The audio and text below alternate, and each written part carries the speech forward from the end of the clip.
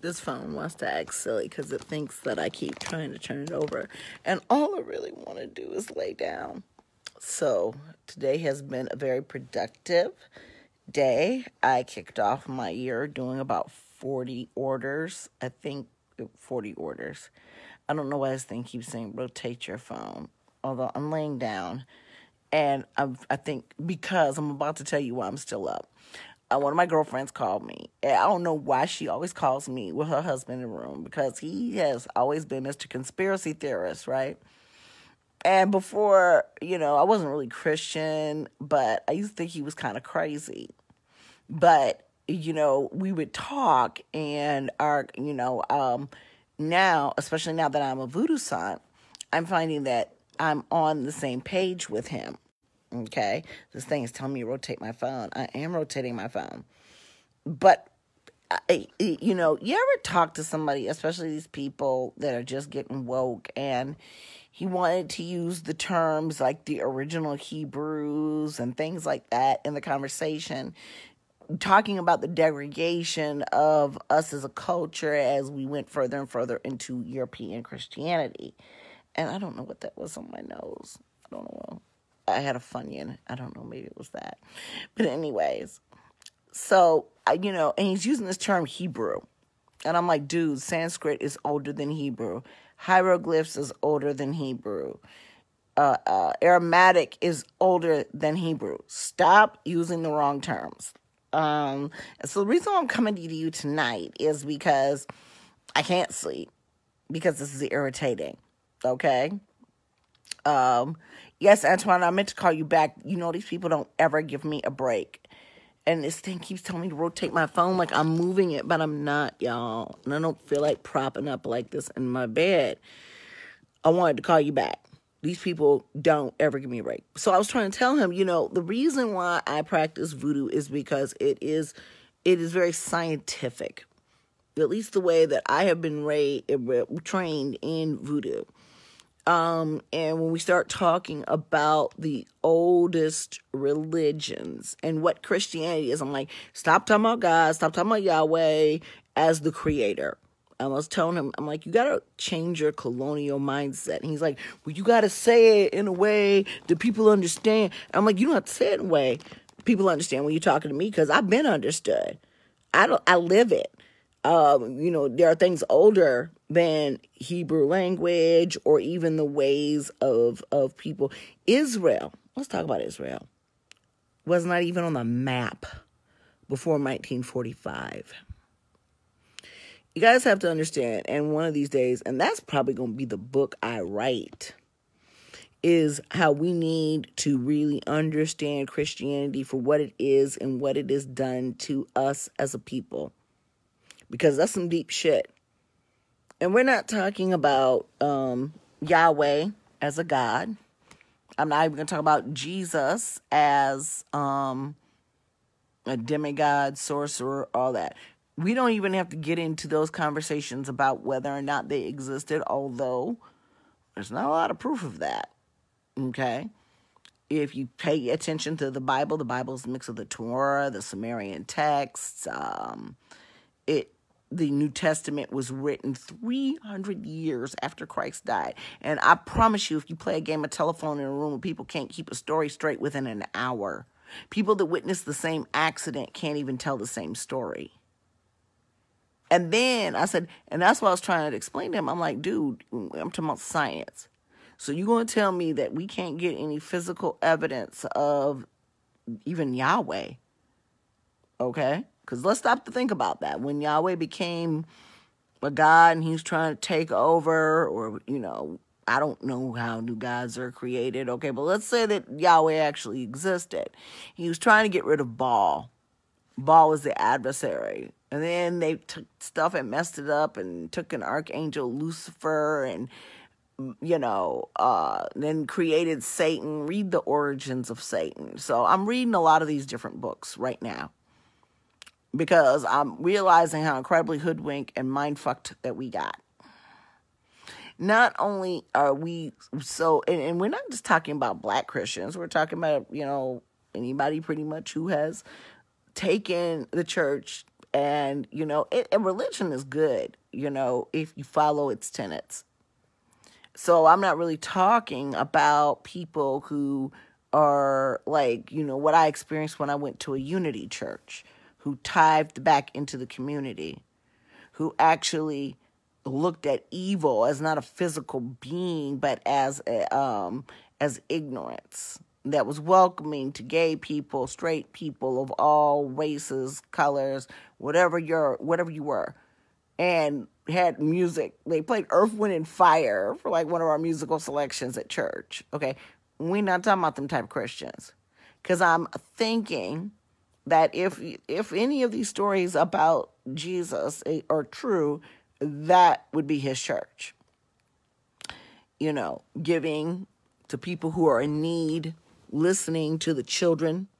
He says, suffer the children, because y'all know listening to these kids sometimes is taxing, okay? But he says, suffer the children. Don't push children away.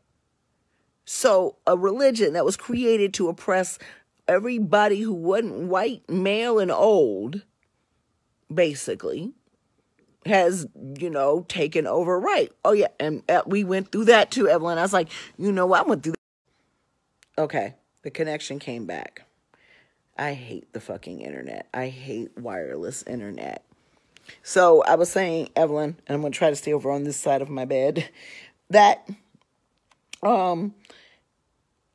King James removed books. The Catholic Bible has more books. I laid it all down for him. I'm like, but you know what? You're going to be like them dudes on Living Color using incorrect terminology, talking about the original Hebrews. The letter H didn't exist to what, the 16th, 15th century? You can't use that terminology when you're trying to re-educate the minds of people about race, culture, and religion, especially black people. We want to give people the right terminology. God is a title. I learned that very early in my mentorship. Joey, what the hell are you doing up? You go to bed earlier than I do. But God is a title. There are many, many, many gods. Yeah, neither did the letter J, so how you get the word Jesus? I'm like, so you talking about somebody who studied linguistics in graduate school, and I'm going to tell you that there are languages way older than Hebrew. Hello, Tosha. So, and it was so funny. My friend was mad because he came all up in our conversation, and I can never resist a very good intellectual discussion of, and that's things tell me to rotate my phone. I can never resist intellectual discussion of race, culture, and religion, especially when I see somebody is really, seeing things for what they are, but they may be watching too many YouTube videos. I said, I tell you what, he was saying that the reason why, and once again, this is colonial mindset. This is what Christianity has taught him, and this is what he cannot let. Yeah, Aramatics, hieroglyphs, Sanskrit, all that shit's older than Hebrew. But when you can't let go of colonial mindset and oppression, you want to talk about this original black man Hebrew shit. We're more original than that. You can't argue with science. Thank you. Yes, it's a clicker. It's easier to clean. You can't argue with science. Spirit is energy. The sun. They've been worshiping the sun as a god since we've been here. People don't understand how the sun is the sun. Okay? And how all of these things are just translated differently by cultural context into these religions. But there was a source. And see, that's the thing. When you're dealing with religion, you want to get to the source, right? So I'm going to tell you why certain religions didn't work for me. Okay? And I'm going to tell you, this is the, and I'm going to talk to you. And we talked about the story of Job the other night. We talked about, how powerful that was. But let me tell you about how illogical it was next. Because I deal with science and I deal with logic. Okay? So, well, maybe I should go into that because I think I just lost my train of thought. But anyways, oh, no, I didn't. I told him that I wanted to get to my source.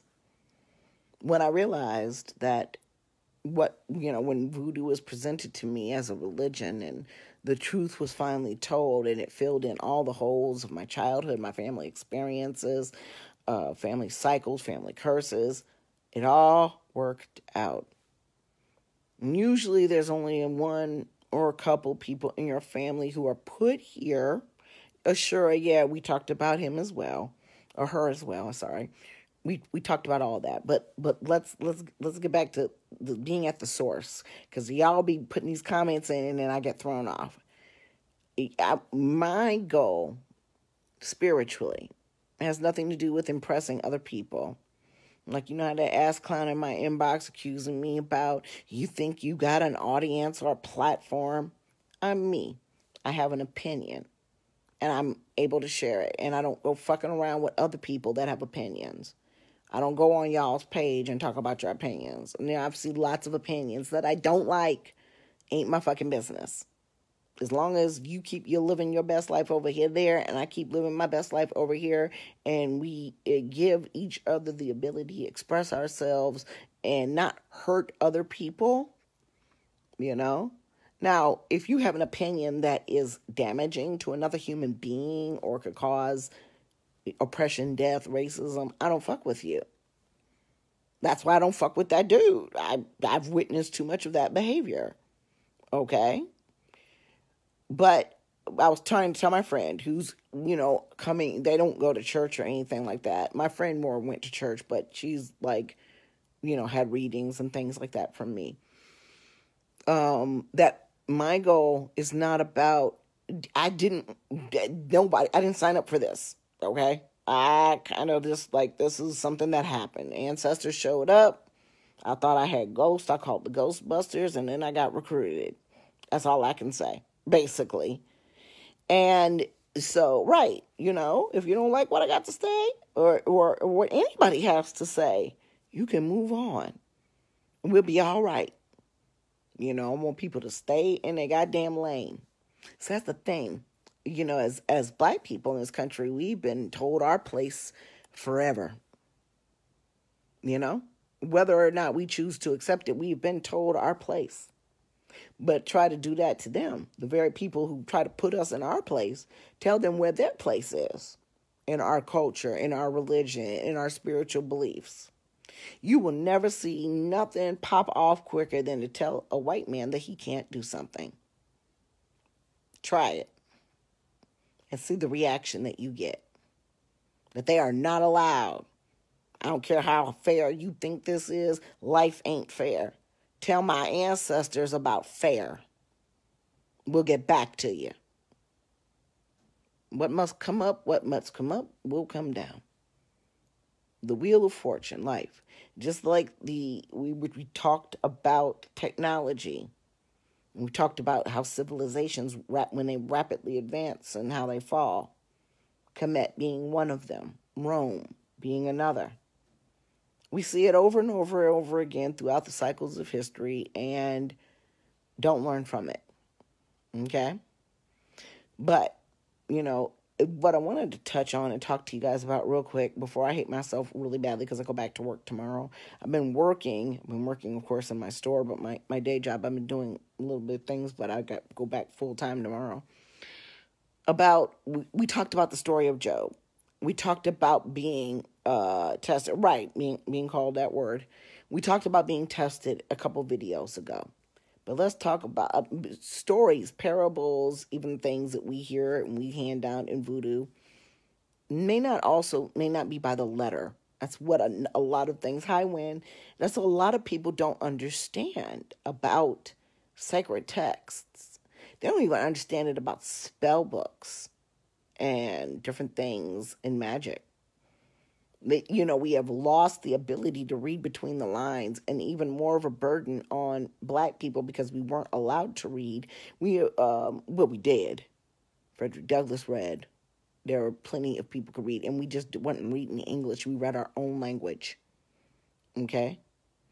From the civilizations, that created modern language. Yeah, exactly.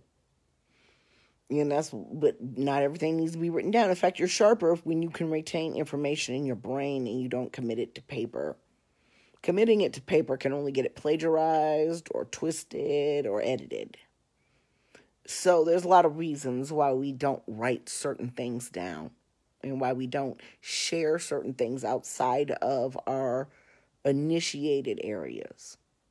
But when we're stopped and we talk about logic, not to mention that the original Christians were Catholics, and they were worshiping side by side in the same temples as other pagans who venerated their gods. Okay?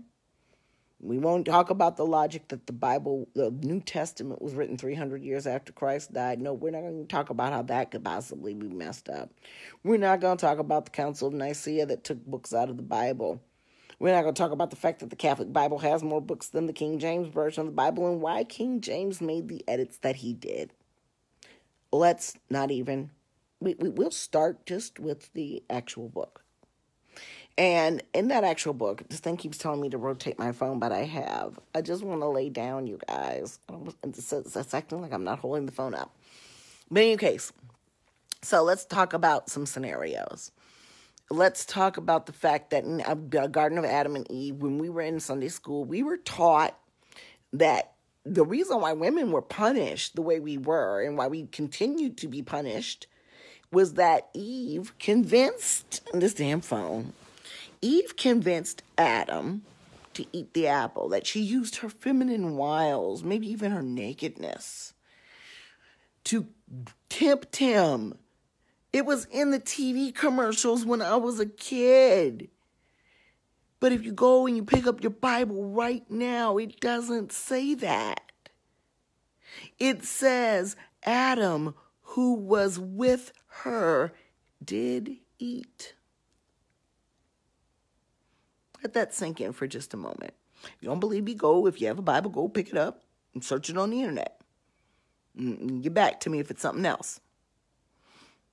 And our punishment was to be subservient to him.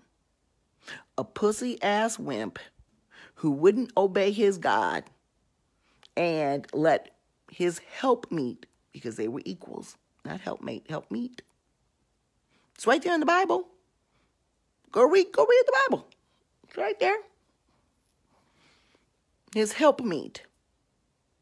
Now she had to be subservient. She was no longer on equal pairing as help meet.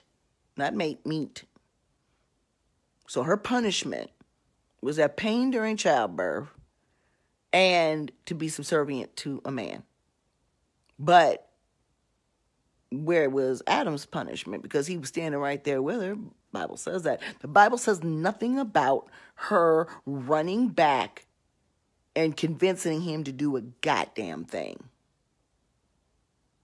So, let me know when you guys find this story that's in this storybook about this sky daddy who's only 2,000 years old. Okay? Now, I said, no, you got to understand. He was explaining this Hebrew shit. And I'm like, understand this. You confuse people. And you sound stupid. And you sound miseducated when you use the wrong language. Now, man's separation from divine creation. Yes, in some way, somehow, that may have caused the problems that we have here currently on our planet. Okay? But... and we probably have been fighting to get back to the source ever since. Thank you, Tamu. So, but it's true. Read your Bible. So, that's the first thing. Okay? Now let's talk about the probability of the story of Job. Okay? And I know y'all can have, this is just my point of view. Okay. No, he's not an Israelite, but he's been watching too many YouTube videos. His problem is he's been watching way too many YouTube videos. Okay. And he's getting there. That happens. A lot of people, when they first get enlightened, they come up on some shit and it's bullshit. And if you consider yourself an academic or, following in the path of your ancestors who created mathematics, modern language, and medicine, then, eventually at some point you're going to come to the realization of what is quote unquote real. Because remember, we all are constantly shaping our own realities, but documented stuff, basically. But let's talk about Job. Let's talk about this Satan character, the adversary, which actually was Baal. But let's play along with what this translation says. Okay, this translation goes now. You're going to tell me. How are you going to tell me? And I tried to find it. There are different things, all knowing, all seeing, but where Yahweh says he's omnipotent, where he speaks it himself, where he says he is omnipotent and omnipresent. If you can find it, please, that'd be great, because I might have missed that. Seriously, I'm not even being facetious in that matter, because he probably did, because that's the way he rolls. But let's stop to think about that. Let's talk about like, we're made in the image of God, right? We're gods. Oh God, this thing, the internet tends to go out at night. If you had somebody come up in your house and cut the food to the point where you had to kick them and their homies out, even if it's your own child, I know people won't let their own children in your house. Where in hell or heaven would you allow that person that you kicked out to come back, knock on the door, yo, Yahweh, what's up? Challenge you by hurting one of your most righteous children? If that's a God you worship, you need a new God. Because I don't know about you, but my spirits, as long as I'm doing what I'm supposed to be doing, ain't leaving me twisting in a goddamned wind.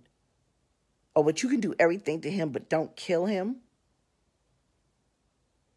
Come on now. That shit don't make no sense. And, it's not, to me, I believe that Yahweh is a God. I believe he's a young God. Yeah, do I believe Jesus existed? Yeah, I believe he was a healer. I believe he was a sorcerer. But what I don't believe is these bullshit-ass stories that people, and that's Old Testament anyway, Job, to justify our suffering. Okay?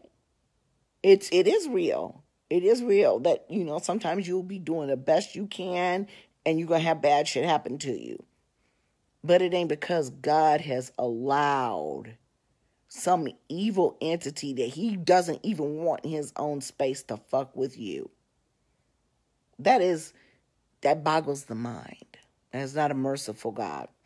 Now, what it does is it just, it makes me think, well, that's really just some mean shit right there. We're given tests to learn lessons. And like I said the other night, even though Job got all of his children back, or double the amount of children that he had, it's not going to bring back those dead children. And yeah, I know it's back in the day when kids would die and shit like that, but come on. Really? Because I was reading about Marie Antoinette today, and like half her family died from smallpox, and the other half was married off to create aristocratic alliances through all of these European nations. Cray shit. Just, her mama was on some special. You all should read about it. Boggles the mind what people will do to each other. But you gonna tell me that my most high God, my most high creator, is about that life like that too? Come on. Like I said, an omnipresent God would not have let his brother Baal, Satan, Lucifer, whatever you want to call him, roll up in his house and fuck with his kids any more than any one of us would. You ain't never gonna let nobody come into the house and be like, can I beat your kid? Yeah, just don't kill him. I'll wait for the one motherfucker who says that that's acceptable. So it was like for those reasons that I changed my religious beliefs. That's where he said he was omnipresent or omnipotent, Deuteronomy 33:27.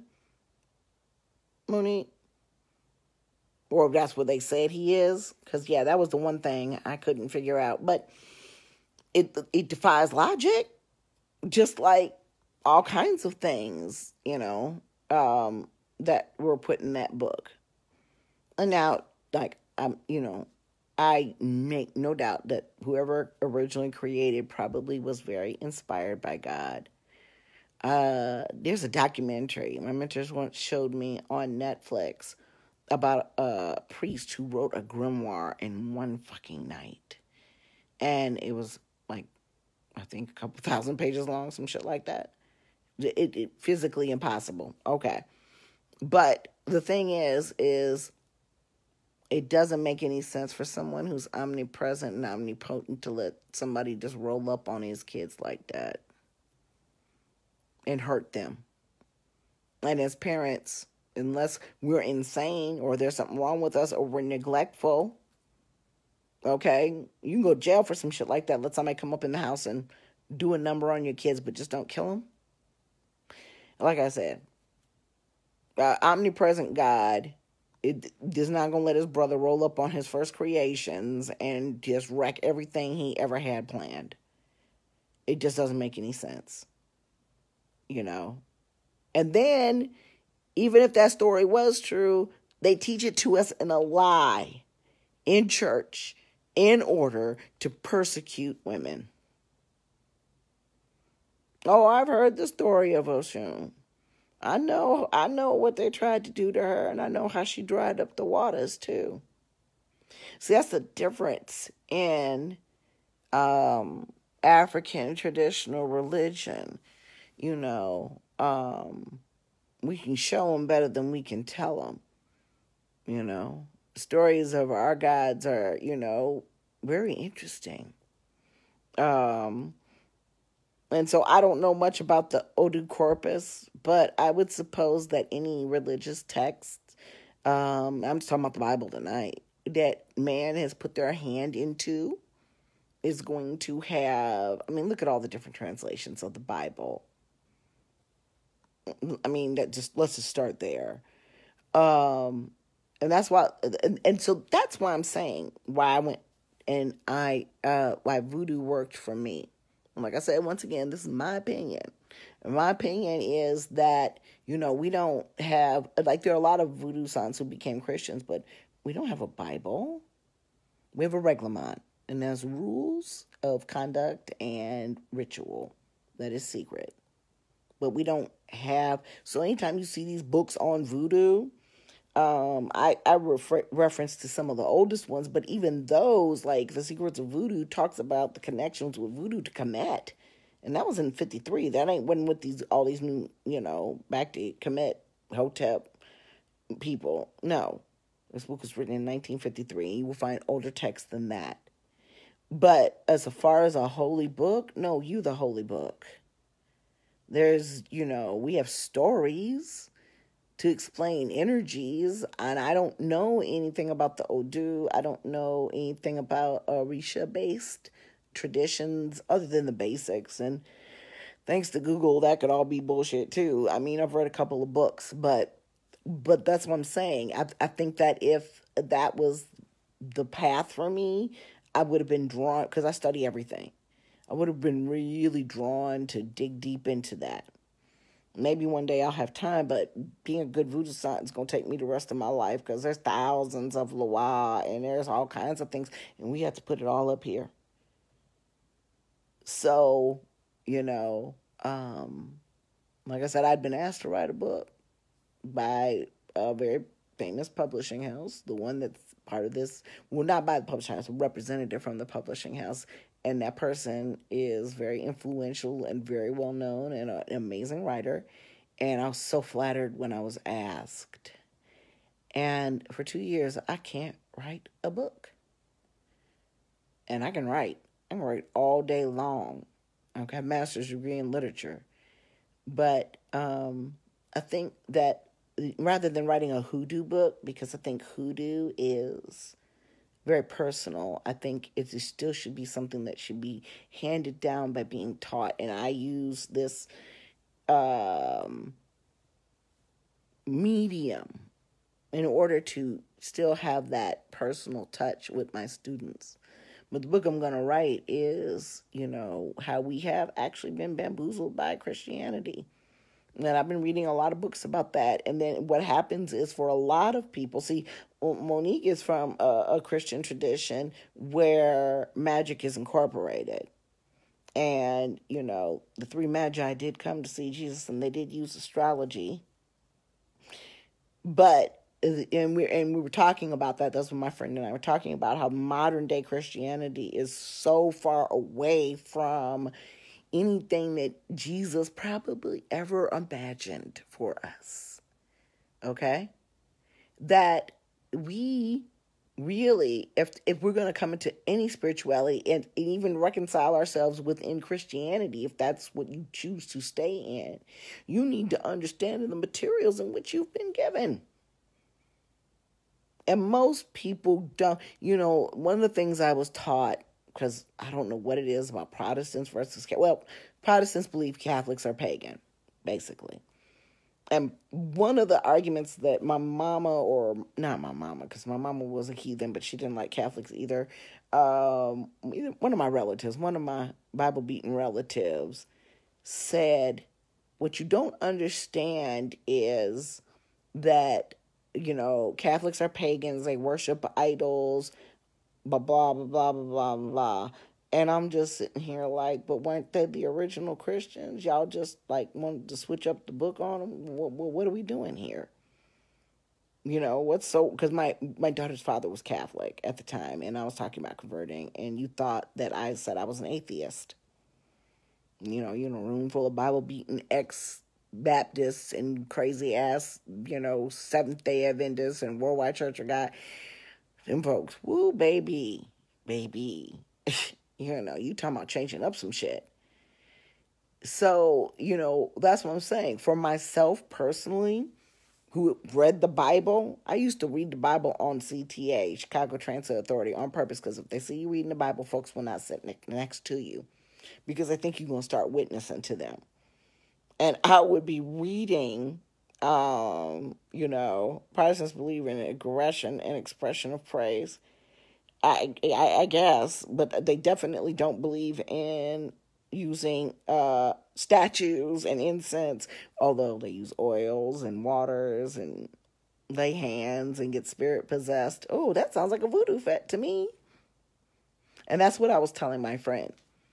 The goal in my spiritual life, and what I have been told should be the goal in all of our spiritual lives, is to be close to the Creator. So my mindset was, okay, yeah. He's like, because he was talking about, you got to go back in steps. And I'm like, no, you don't. And so that's where you get tripped up. You get tripped up climbing up them stairs. You ever see somebody fall up a flight of fucking stairs? I'm like, why would I keep going through all of the iterations? I'm going to skip the middleman. I went straight to voodoo. Do not pass go, do not collect $200, because it's as far back as I can get in what I believe to be in its current state of religious education. And I'm sure there are other things that come before it, but we were talking about the access. This was what was presented to me that I felt brought me closer to God, to the goddess, to creation. That has no understanding. Like Prince said, I'm not a woman, I am not a man, I am something that you will never understand. No need to worry, no need to cry. I am your Messiah, and here is the reason why. I would die for you. Now, he's saying it within a Christian frame point, but that's the kind of God I want, and I don't believe he was Jehovah's Witness either, but that's neither here nor there. But no, the big boom, okay? That divine creator that created, generated, or was the essence of that big boom that blew the earth wide open, and all of our spirits represent something within nature, science, or life, because some of our Loa were human at one time, but our primordial spirits, representing all of the different forces of nature and the elements and directions. That is, to me, taking out all of this stuff that has become religion and brings me closer to my Creator. So, that is what I try to convey to people about why did you decide to practice voodoo? I always love it when somebody says, when did you get into voodoo? And I'll be like, a couple of years ago. When did you get into Jesus? I mean, it's like it's a hobby or something. And voodoo, my mama says, it's not a religion, it's a way of life. It's the way I understand the world in which is around me. And I'm not talking about the physical stuff with human beings and material things and human relationships. I'm talking about as in the sun being around me, as in the moon being around me, as in the water being around me, and the earth being under my feet. That is what voodoo is. And so unfortunately, and that's another thing I explained to him,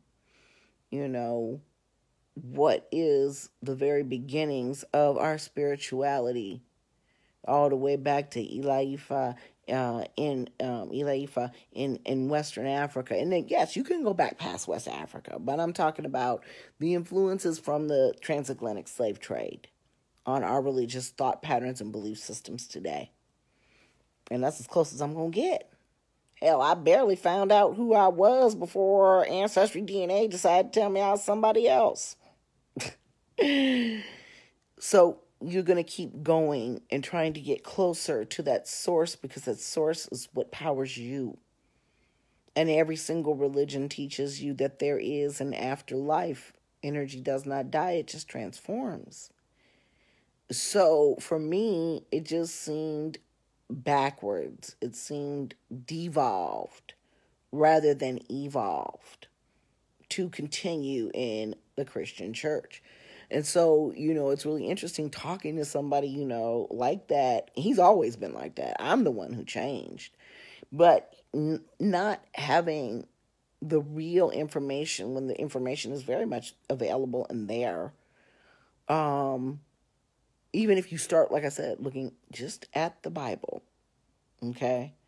And when I started being shown things in the Bible, like Psalm 82, when the Lord went among the council of the gods, and then you go into half-price books and you pull down a more modern translation of the Bible, and it says, and the Lord went among the council of the false gods. What you mean?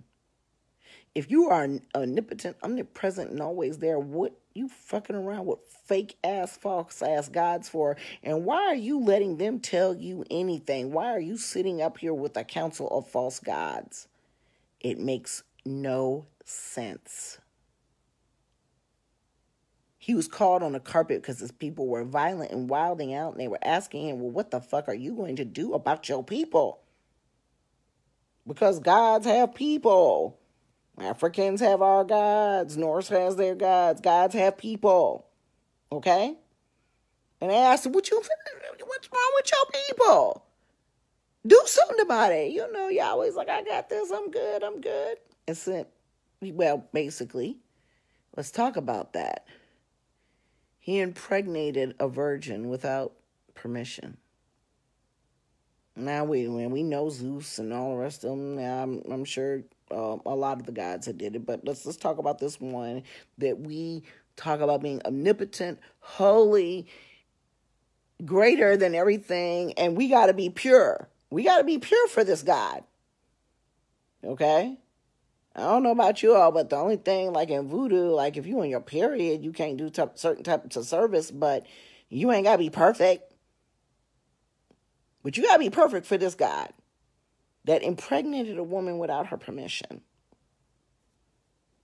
to bring a peacekeeper down to earth.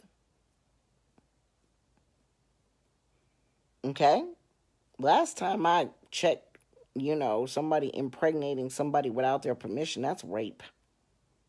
You can call it what you want to, and you can say times were different back then, but I'm telling you, it ain't never sat well with my soul. And Luke, I think it was 42,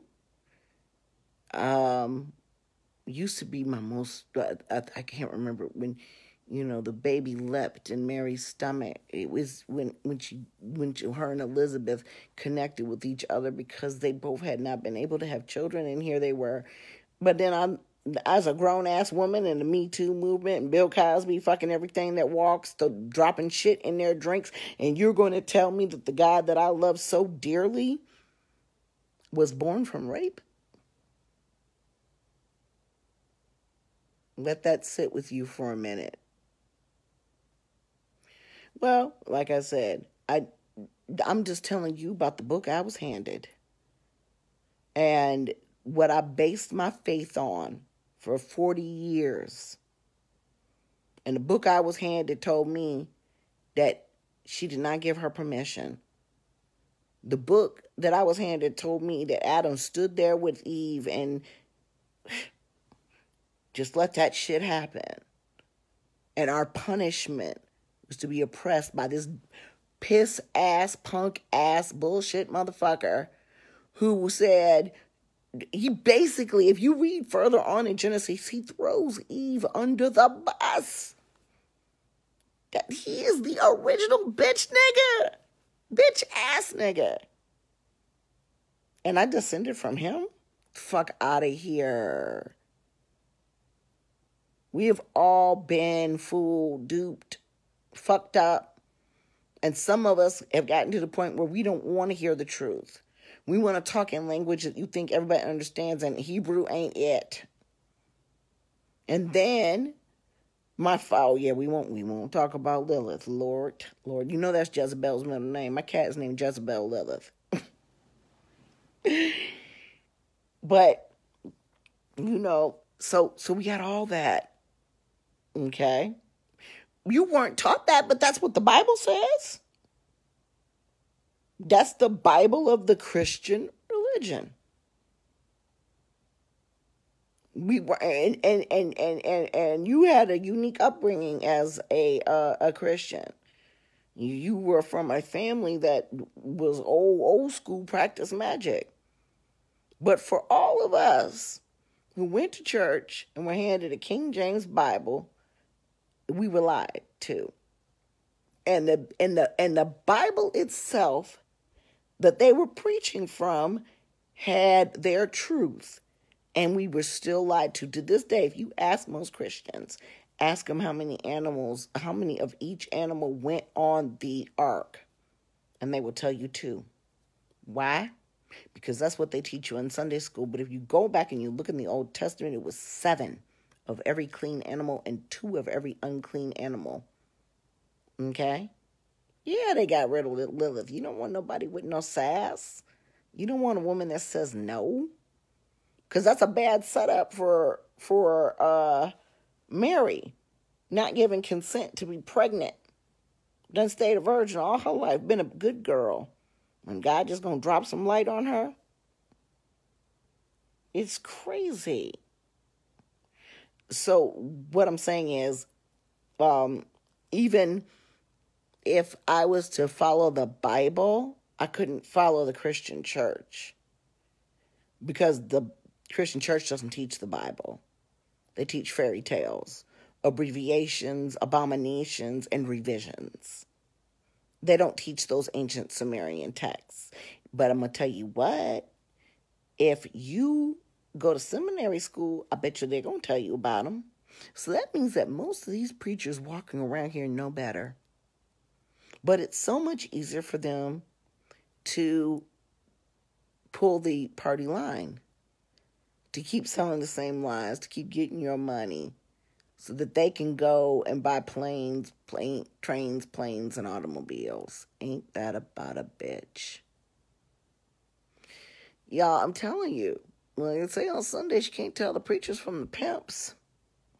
And I was just, when you have an intellectual conversation with somebody and you can see they're getting there and you get all hyped. And Giannis, my friend, she was like, I gotta go. She was like, I gotta go, bye. We gotta go to bed because he gets loud. I'm probably loud. And my daughter has to get up and go to the gym at 6 o'clock in the morning. I'm sure everybody in this house is going to cuss me out because my spiritual brother's downstairs on the couch. And my daughters are up here. And I'm sure, because you got to be loud with somebody like that because they be trying to overtalk you.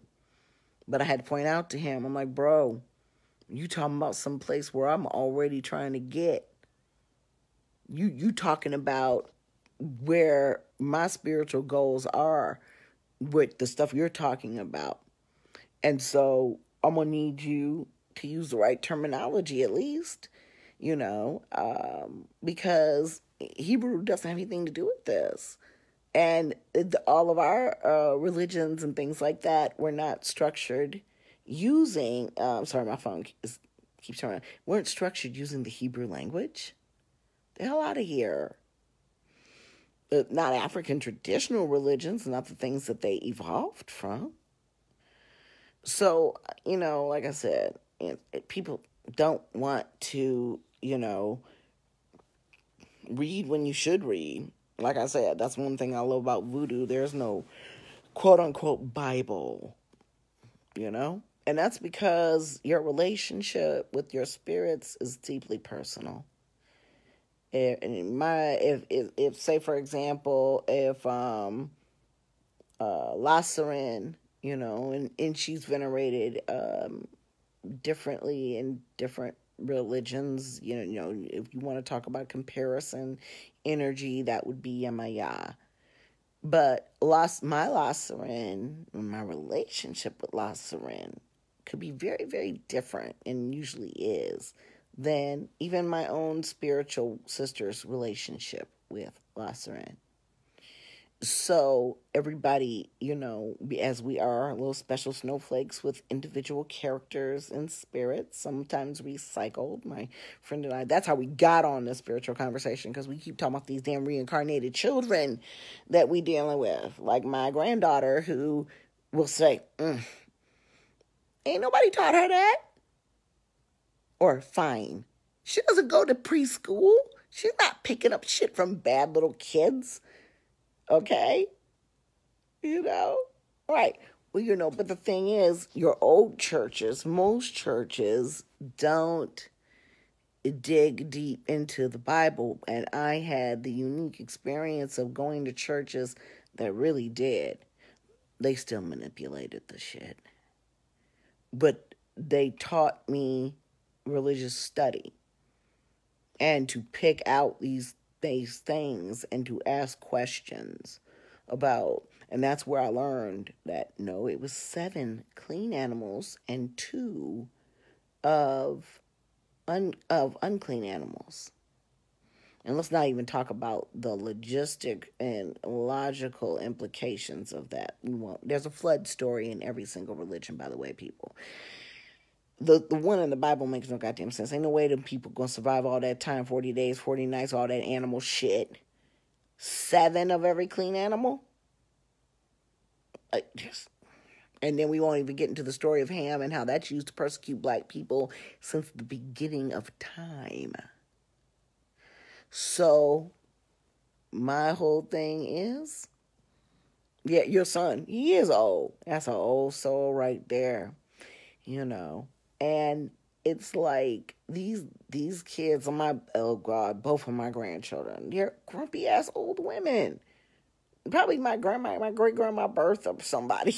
I want to call the baby Bertha, because she big, y'all, and she you saw that picture, we sitting there pointing like, look, Harold, let me tell you about your potato salad. Your potato salad ain't shit. That's what I live with. I live with witches. I live with witches and magical little kids, and it's a really interesting environment. My daughter hot-footed her last boyfriend a few weeks ago, and me and Tiffany came out on the porch, and see, I'm always, I told her, I said, you're gonna be a witch, and I sat down and talked about this last night. You gotta be very cognizant of your surroundings, because people will lay a trick for you anywhere. So sure enough, me and Tiff, we leave the house. I didn't even know they were having problems. Okay, I didn't know they were arguing to the point where they were breaking up. But in any case, I come out my house, I have this red patio set that I love, and I look over, and there's a bag of hot foot powder on the table. Now, of course, I know what my fucking hot foot powder looks like. I'm like, Tiff, it's fucking hot foot powder. And she said, did you put this out here? I'm like, I ain't put that shit out here. Sealed up the bag, put it in my purse, text her. I said, did you hot foot him? And she said, yes, I did. I said, you're a sloppy witch. You don't leave no fucking traces behind. You don't leave no fucking bags. And then she got mad and told me that she did. Anyways, magic or mundane, he gone. But, I live in a very, very interesting, loving, freewheeling, hippie environment. And I pretty much have all my life in one form or another, mixed with really strange religious education. Lots of religious education. I mean, from doing Buddhist chants with my stepdaddy at his altar when I was 3 years old, to the Jehovah's Witness Bible teacher that would come by the house and read us out of their little children's books, to Awana, which is basically Baptist Scouts, to Seventh-day Adventist, Worldwide Church of God, Sanctified Church, Baptist, you name it, I've been there, I done it. Even I worked at a synagogue. So, one that was reformed, because they told me I could bring a ham sandwich to work. And I was just like, I wouldn't even do that. As being the Protestant ham, pork-loving motherfucker I was, there would be no way in the world I'd bring a ham sandwich to the offices of the synagogue for my lunch. They're telling me, it's okay, we're reformed. I should have known. The synagogue was in the Water Tower, which is the mall in Chicago. I should have known better. But I haven't been around the block religiously. I mean, like, when I first became, don't be waking up the babies. When I first became a practitioner, I was still Christian. It's so funny because half my family either thinks I'm a devil worshiper or they're my client. It depends on who you ask on a particular day. Right. And that's the same thing. I've been in all different types of religions, and that's when I decided I couldn't be a Christian anymore. Couldn't do it. Because I work with logic. And this shit was not logical to me. I cannot have blind faith. What I love about magic is it's not required. Magic is manifestation. You get to watch what you made. Now, I don't believe that voodoo is blind faith. You just got kicked out the church. Dang. You know what? Have a celebration. Celebrate your freedom. I would ask questions church and they couldn't answer them. And they would just pass me on and not even answer my question, And so, it couldn't make, hello, Kai. I was telling one of my spiritual brothers about you tonight. So I have to work with what works for me and makes sense, And yes, in knowledgeable black churches, the healer will be respected. But this ain't the type of Christianity that we're dealing with today. And I'm talking about the basis of the religion. There's a completely different thing when you're talking about a spiritual connection to, say, Jesus. And the Christian church believes that Yahweh is the almighty creator. Yeah, he's cute, but he's straight. He's Indian. So anyways, whereas people who are from other faiths, especially pagan faiths, believe that Yahweh, if they believe he is a God, he's just one of many, many, many, many, many gods.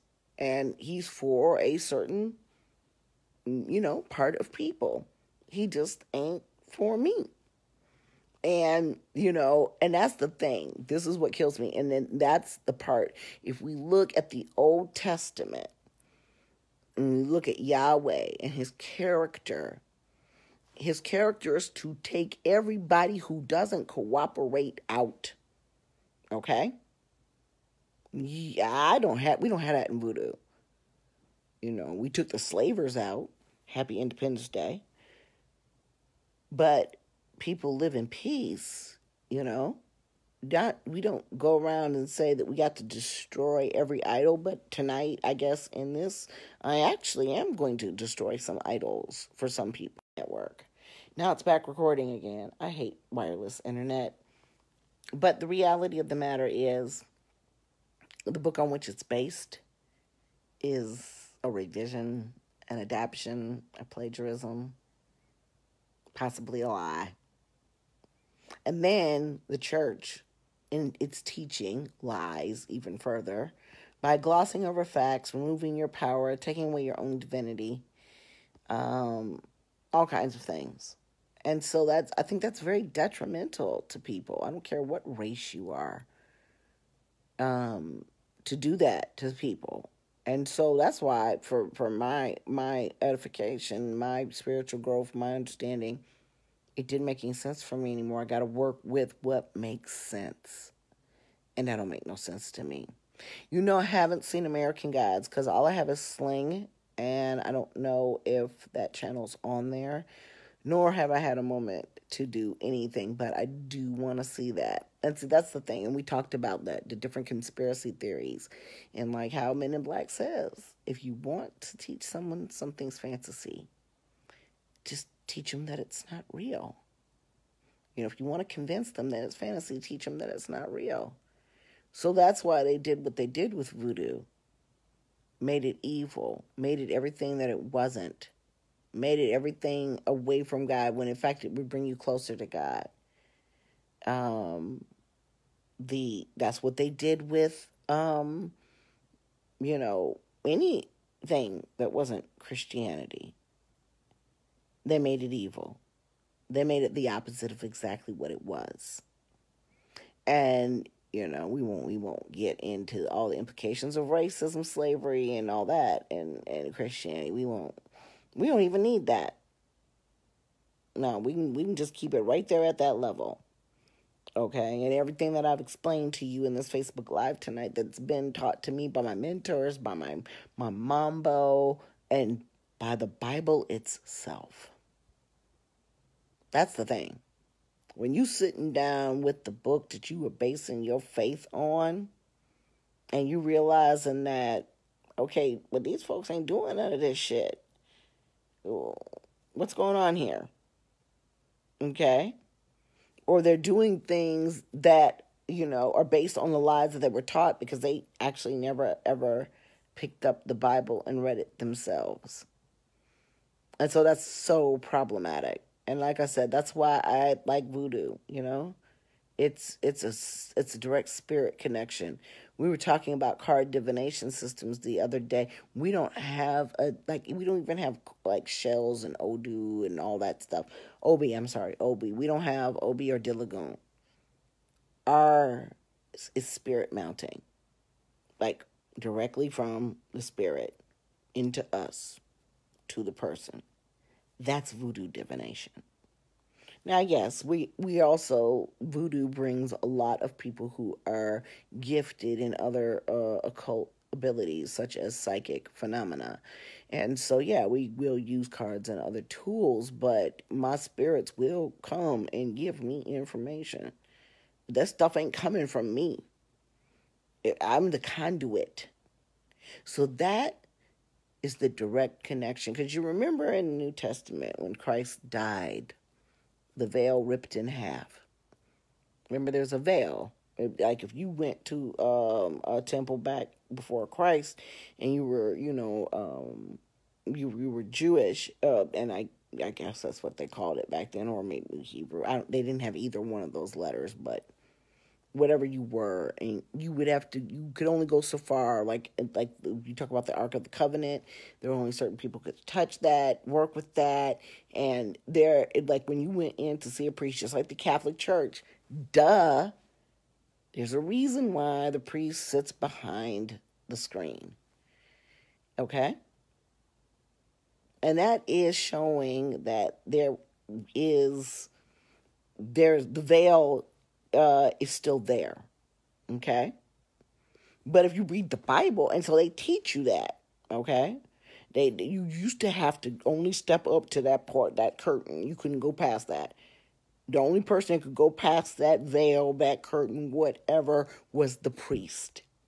But Jesus Christ was supposed to be the end of all that. But so why is the foundation of the Christian church that you go and you have to go and submit to a preacher every week and give him your money to live his life?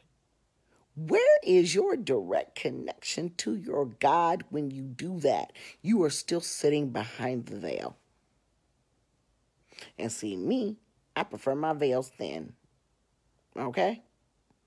I prefer my spiritual connection to my Creator to be pretty as close to immediate as I can. And the structure of every single religion, there's an emissary, there's an in-between. Jesus, the Lawa, the Orisha, ancestors. There's always, even with Greek mythology, you got Zeus, and then you got the lower gods and the demigods. There was always a veil. Okay? For me, voodoo seemed to be a thinner veil because you had these universal different spirits representing inner, all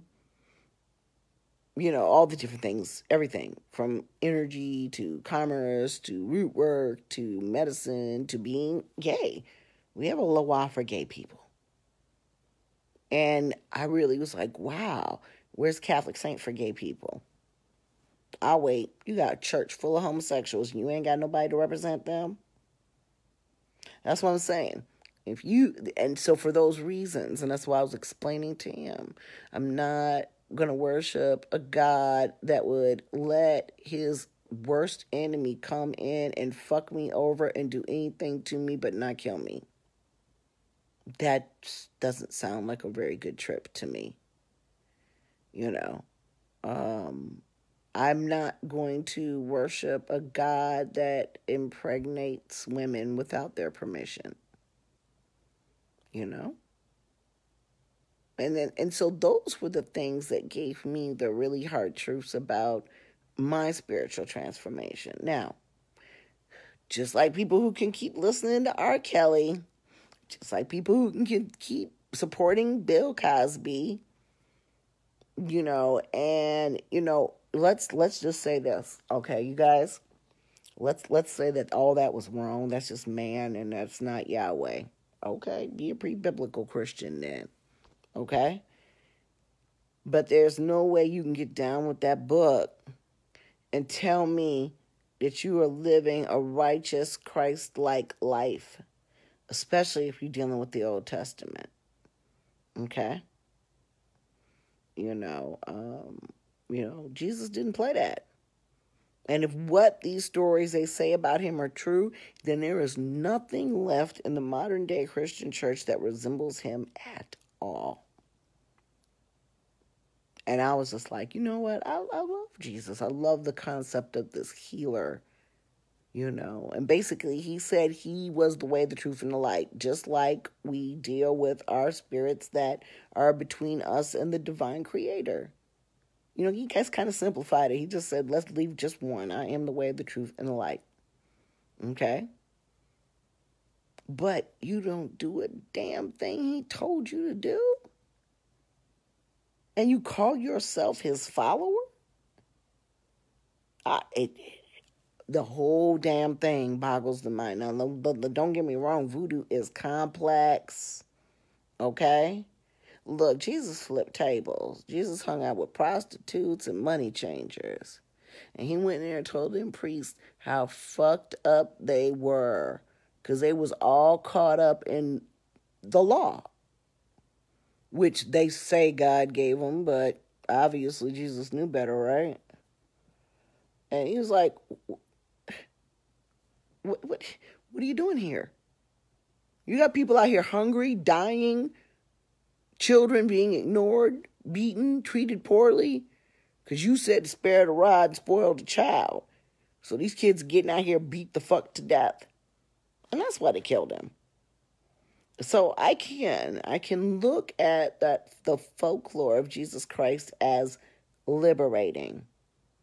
I can look at him as an amazing sorcerer and healer. I can look at him as trying to change the status quo, and I very much understand the cult of Jesus Christ that followed after his death and possible rebirth. Okay? I get it. But that ain't what we doing here. That ain't what they doing here. That's not, no. Because if you followed Christ closely, it'd be more close to paganism than it is to Christianity. And you don't believe me, history will document it. Okay? And current events will show it. So that's the thing, and it's really hard. Right, same thing with me. Liberation theology was the only reason why I went back to church. Got baptized, was at this mega church and pro-black minister, and that motherfucker ended up being a state senator and turning on all of his constituents. And I caught him coming out of the bathhouse up there on Damon in the gay neighborhood more often than not, him and Reverend Jackson. Right, Jesus was a Jew. Jesus was a radical Jew. And whatever they're doing, it ain't it.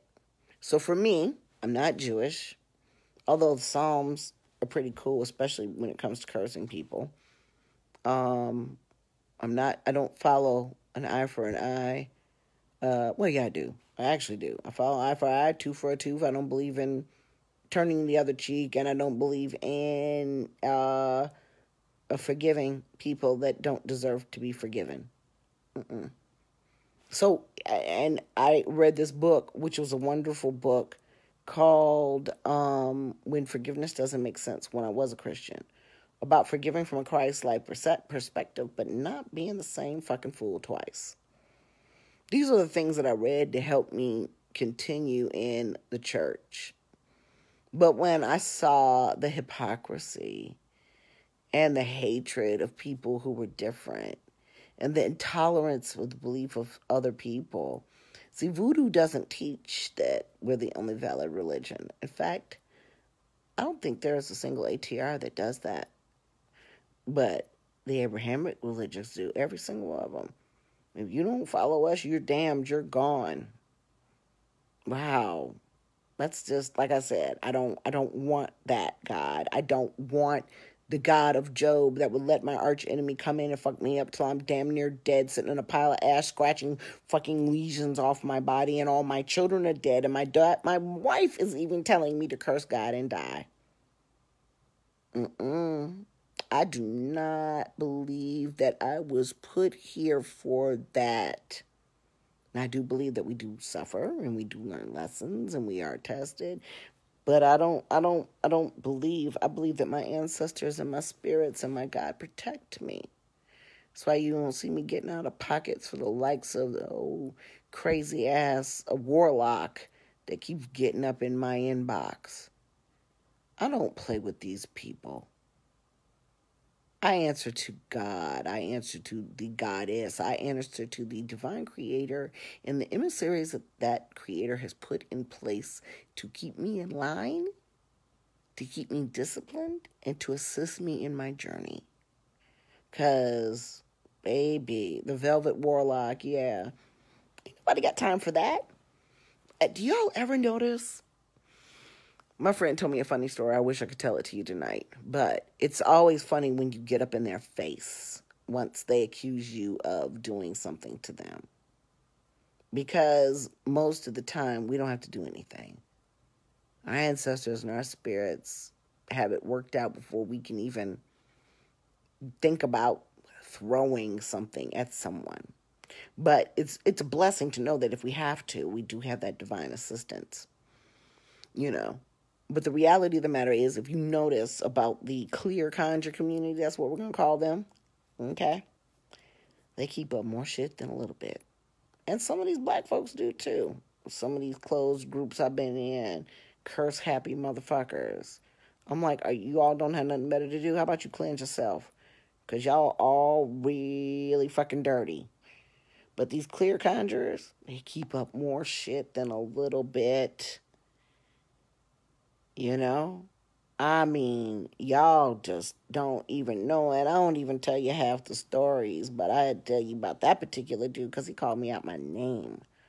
But that ain't the first time he been in my inbox. I'm share every single time that particular weirdo gets in my business and tries to tell me what to do. I'm like, bitch, who are you? First of all, he's gay. So you ain't even never, ever, and, well, you're not attractive to me. But You ain't never, ever, ever, ever gonna be my man. And if you were my man, you still wouldn't tell me what the fuck to do. So you ain't my daddy. You ain't even my ungan. You know, my Papa Kanzo. Who the fuck are you to come in my inbox and tell me what I can love and what I cannot love? And think. And we ain't talking, like I said, this is not the first time he's messaged me, y'all. They do it because they need a storyline. They do it because they need, I had to stop talking for a minute because the network connection went out. You know, I went up against Elizabeth Ruth. I'm 5'3". I'm under 200 pounds. Really? Does that make you feel good? What the fuck? You call me on my name, and because I'm a priestess now, y'all know me. There's some of y'all, Kai, you go back years with me. Monique, you've known me for several. Y'all know me pre-priestess. I was just like, let me sit here and think about this for just 1 minute, because my ears got hot. And I was like, wait a minute.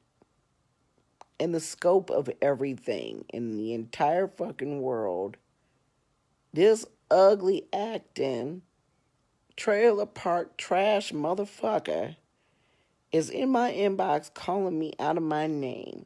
What do I do? Don't give him what he wants, because I don't need to spend the energy. Right. I was just like, this is what I said. There was something, I don't remember what it was, about throwing Jesus at, I loved it. It was Trevor Noah's stand up. If you haven't seen it on Netflix, watch it.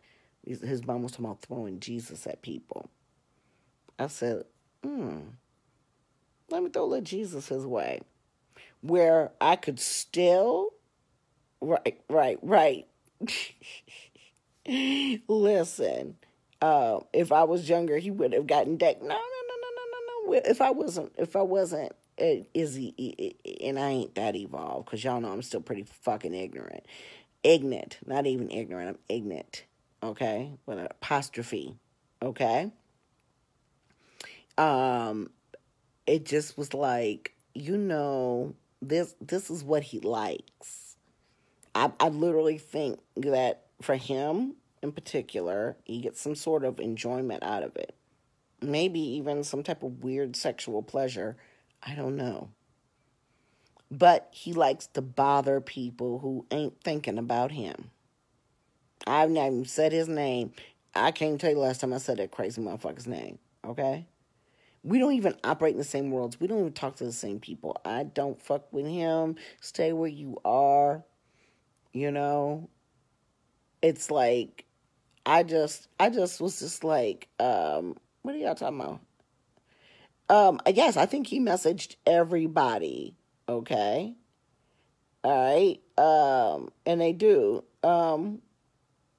Yeah, and that's what I was saying. Christian theology is like boss baby compared to African spirituality, and that's exactly what I was explaining to right, like you must have. Everybody's posting screenshots, and this is what he does. He says some really inappropriate shit. Like he doxed someone who was hiding from a stalker. And I don't like her ass either. One of the first people I ever put in the freezer. He doxed her, and then he said that he wished that her stalker would find her and he could be in the room to listen to her scream when he raped her. Or some shit like that. It's on the internet, okay? Or, maybe you'll call my name when he's raping you or something. It was really dirty, horrible, nasty, low motherfucking blow. And everybody was outraged. And he's going around apologizing and giving money to women's rape counseling. He has been taken to court for harassing a witch in Salem. There are so many things about that person online that are just so fucking disgusting. And y'all know me. Okay? Y'all know I will cuss a motherfucker out in a New York fucking minute and not think a good goddamn about it, because I ain't no Christian and I ain't got to be a lady if I don't fucking feel like it. But something in my soul was like, you arguing with a fool. If you were to bring yourself down to his level, hold on, I'm trying to read. Yes, he said, I hope you call my name when he rapes you. Yes, that is exactly what that man said. And this is the same motherfucker in my inbox calling me a cunt. I'm just like, when you know you dealing with somebody that don't have good sense, ain't no sense in talking to them. As you can see from those screenshots and the ones I posted tonight, I just dismissed him. I don't have to forgive you. You don't have to apologize to me. I never want anybody, after you have said some shit like that and you can call me out my name, I'll let my ancestors deal with you. I'll let Mother Moses deal with you when you start selling her candles.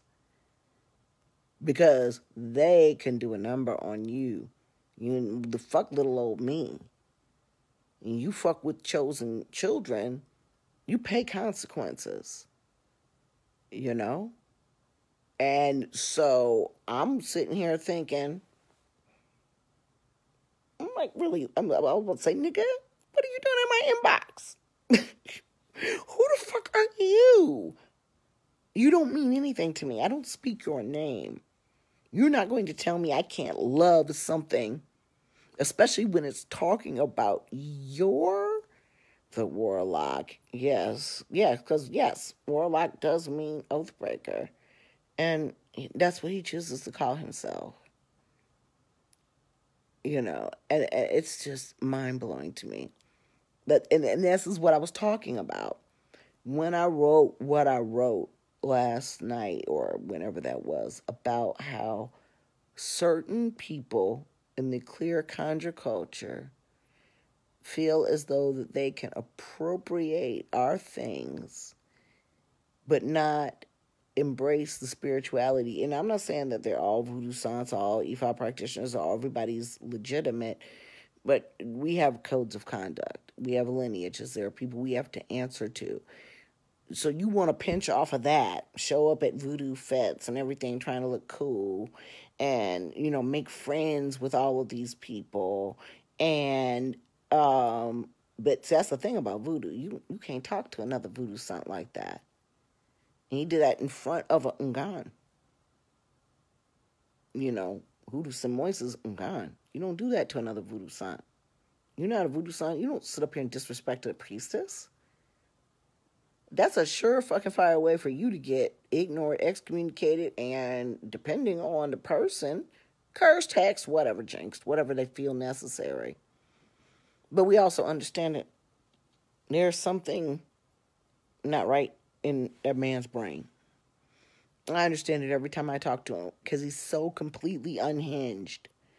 He threatened to cancel a speaker who was coming to his store, who I did not know, because she was my Facebook friend. And I had commented, and I hadn't even talked about him. People are on my wall talking about him. And I would not delete. He told me to delete the comments that people were putting on my wall. I'm sitting here like, what? First of all, I don't censor grown-ass people. They're following the rules of conduct from my page. I actually agree with everything that they're saying.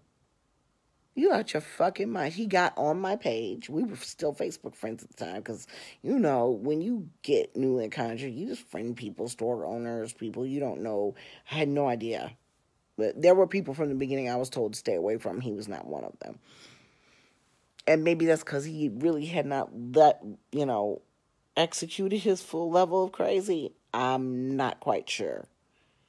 But he was on my page and he's like, you're a fraud, you're phony, because he was listening to an ex-acquaintance of mine in Chicago that was going around telling everybody that I was a fraud. How can you possess black girl magic and be a fraud? just because my family didn't practice like you thought we should be practicing because it wasn't like something out of a Hollywood script. Yeah, and he was on my page because I tagged Mama Star and Hoodoo. He called their blackness into question because they are white presenting individuals with African blood. Yeah, I've had my blackness questioned. The fuck? You know? Right, they don't, but they just tolerate him, and that's the reality. You shouldn't. As a priest or a priestess, you need to draw a line in the sand about who you associate with. And Mama Star knows. I told her from the very beginning, you really just don't want to associate yourself with him for all the obvious reasons. And she sees, and that has to happen sometimes. People told me the same thing about Cat Ironwood. When I first started, I didn't have a black mentor. I didn't have a female mentor. My male mentors, so yeah, you should probably take her class just to, not because she's the end-all, get-all of knowledge, but, just another place to get some knowledge. And, hold on, this thing keeps cutting out. When Mama Star left Air, Cat made her look like she had some sort of mental illness and that she was unhinged. And me and Mama Star had words, because she was talking about Cat online. And at that time, I was thinking, why can't people just act right? Why can't we just, if you don't get along with somebody in that clear kind of community, why can't we just walk away? Why does it have to be this public spectacle? But that was an instance where I was wrong because Mama Star was very clearly right to go public about her behavior. And since then, and since I now know better, I cannot sit when she acts a fool. I don't talk about her every day. But when she gets to acting fucking stupid, or saying something that's insulting to our religions, but you pimping and pinching off of the magical practices that came from said religions, I have to say something, and I don't know why I have to say something, because when I wanted to quit doing this work publicly, I shut this profile down, and Mama Star called me, and she says, no, boo-boo, you have no choice. This is your destiny. This is what you have to do, and this is how you're going to do it. You get one motherfucking day to lay in that bed and cry because you done fell out with your mentors and you don't know if you want to practice magic anymore. And then you're going to get your ass up and you're going to get to doing what the Creator put you here to do. And that's exactly what I did. And I had black women who were friends of mine at the time, who were witches, who also told me that this was my responsibility and my destiny. And, I sat down, spoke with spirit, my ancestors, and divined, and it's like, yeah, you can't leave.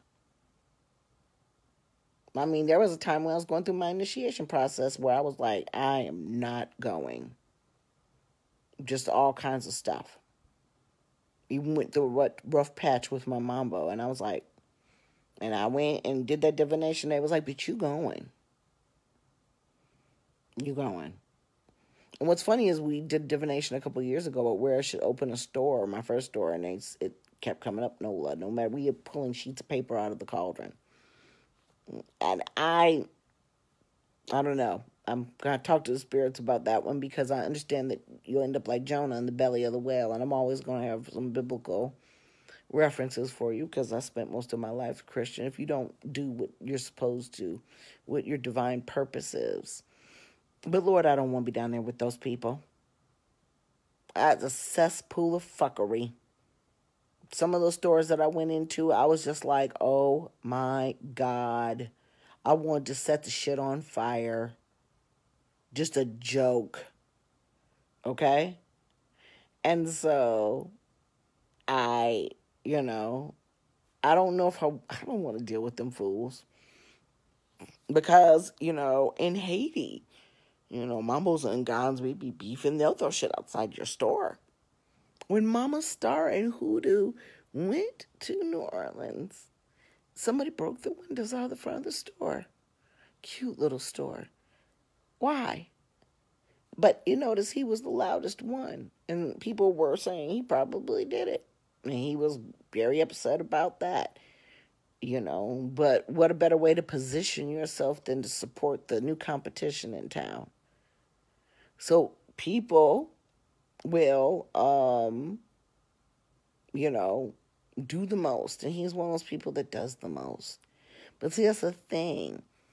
I was about to leave being a public conjurer. I wasn't going to give up my belief. I don't even know if I was going to initiate. You don't have to initiate to be able to do something, but if you want that juice, you better. And because of the increased requests requiring said juice, I didn't have a choice. Things just fell into it the way it was. And yes, I'm passionate about it. I love it. It's my life's work. However, it was not something I went into voluntarily. And it's not always something you enjoy. It's your test. And so, he seems to think, and I'm sure other of those people in the Clear Conjure community, because they have accused me of this repeatedly, that I want to be famous. I'm big head. Now, my legacy, what I want my legacy to be is second to Marie Laveau. Not because I think that I'm ever going to get there, but that's my aspiration. You got to think high. I want people to talk to me right after they get through talking about Marie Laveau in the history books. I want them to talk about Elizabeth Ruth. That would be just because that means I did the shit right. Who wants to half-ass do anything? Okay? But that's a legacy. That's after I'm gone. What I'm trying to do right now here is just fulfill my purpose. And it ain't about being famous, but the Spirit gives me a word. Just like I come on here to talk to you guys about how I transitioned out of Christianity, what doesn't make sense to me, what I liked about it, what I believe about it, and based it and gave you stuff you could go back and look at yourself. And that's the stuff that, Spirit puts on me to tell you guys. But, it's, I'm going to hate myself in the morning because it's late. I don't even want to know how late it is. I don't want to know. Don't tell me.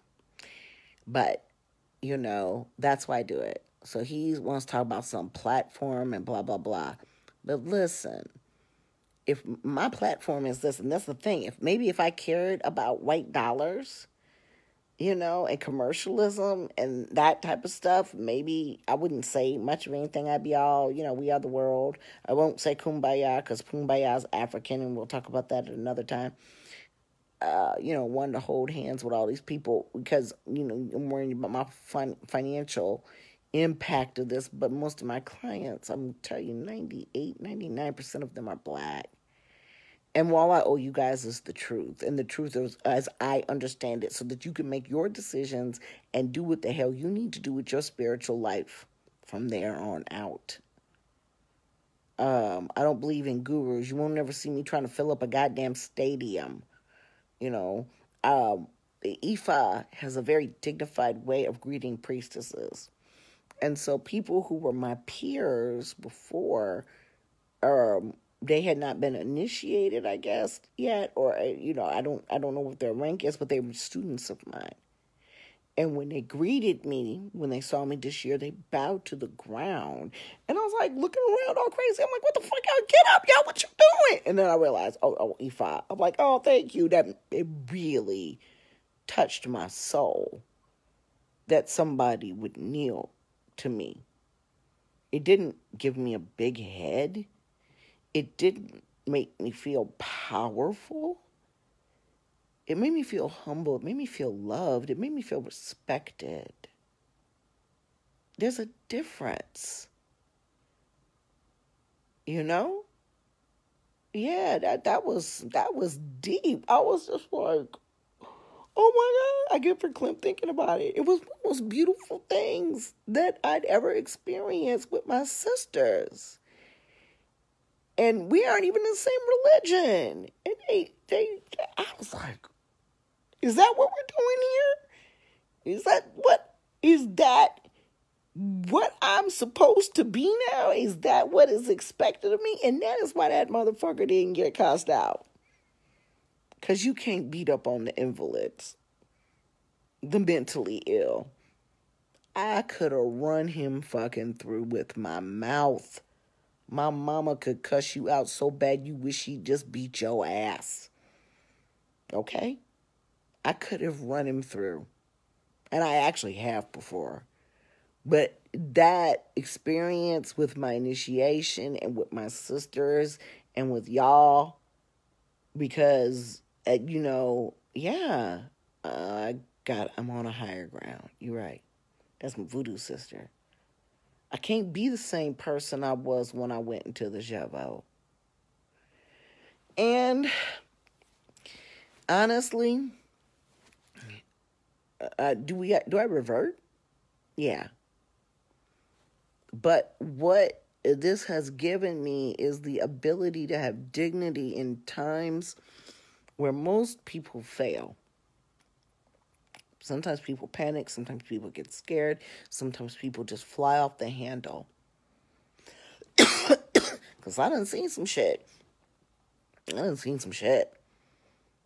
And this crazy ass, cracker ass fool in my inbox, this fucking peck of wood? No.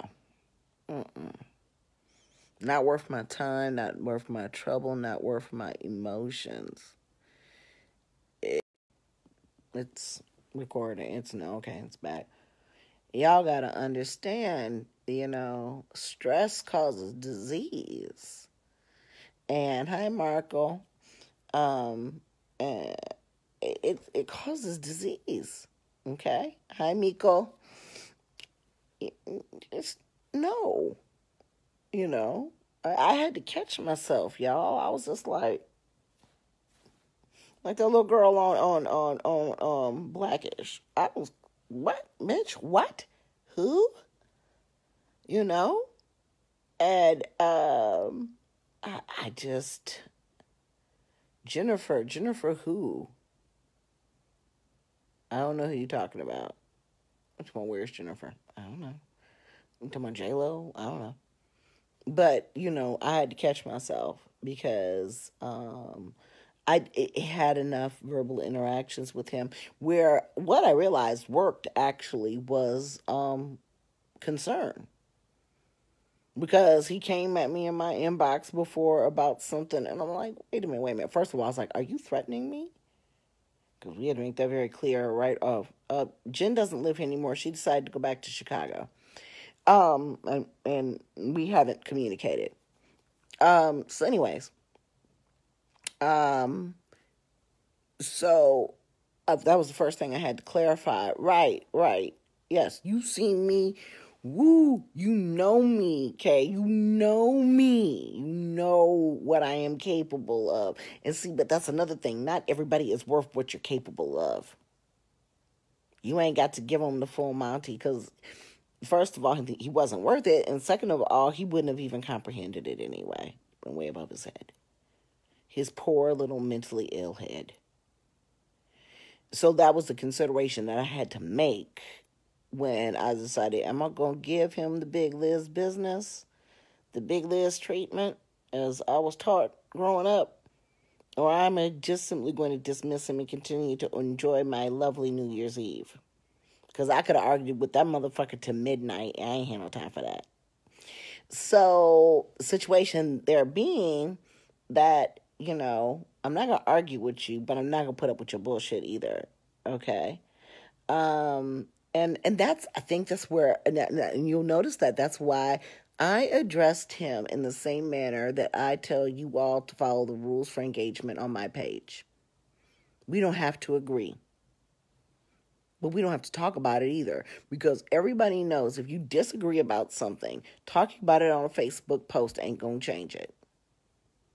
I'm sure that for most people here who are in their religions, that the talk that we've had tonight about why I love voodoo and the beauty of voodoo, and you guys are rationally thinking individuals, is not going to make you change your religion, especially it's not going to make you do it overnight. So I knew good and goddamned well, talking to that fool, there wasn't nothing I said to him going to sink in. And as you can see by that fucked up apology, none of it sunk in. Not even the bare minimum. The do not contact me. I don't give a fuck about you did not even sink in. When you tell somebody that you don't even speak their name because they're not an important part of your life, and they feel the need to come back the very next day and apologize, I just want to know why you thought that his apology was worth a goddamn thing. You have to understand, needing an apology actually means that you care. That you have an emotional investment in what somebody has done to you. That was not the case here. An apology was not requested, required, or accepted. Because I'm not a Christian. It's not my duty to forgive you. I'm not a forgiving person. Of course, that's what he does. He inserts himself into controversial situations, trying to look like the hero. He tried to get me involved in this thing what they had in Salem with these folks who were racist, and I'm like, that's not my demographic. You guys go fight those racists. In fact, I find that to be more effective. I find that if you're really a true ally, and I had an argument with a conjurer a few years ago, and he was actually right. I was pissed off, though, that he was saying that it was better to fight racism. It was better for white people to deal with white people because they were not trying to hear anything we were trying to say. And I was offended. And I went the fuck off and basically gave him the business to the point where he apologized to me. But really, actually, I owe him an apology because he's right. They ain't listening to us. And I'm not wasting my time. So when you realize, yeah, right, it would be a comfort to a fool. Because you don't get to disrespect me, walk all over me. Right, it's not our job. So when he came to me and he asked me, I'd already come to that realization, as a matter of fact. We didn't teach it to him, and they're always asking us to solve a problem we didn't create, racism. And so, when I realized that me telling him anything, deaf ears, I'm black, I'm a woman, he hates women, oh God, he's horrible, you saw what he said. He doxed a woman who was hiding from her stalker.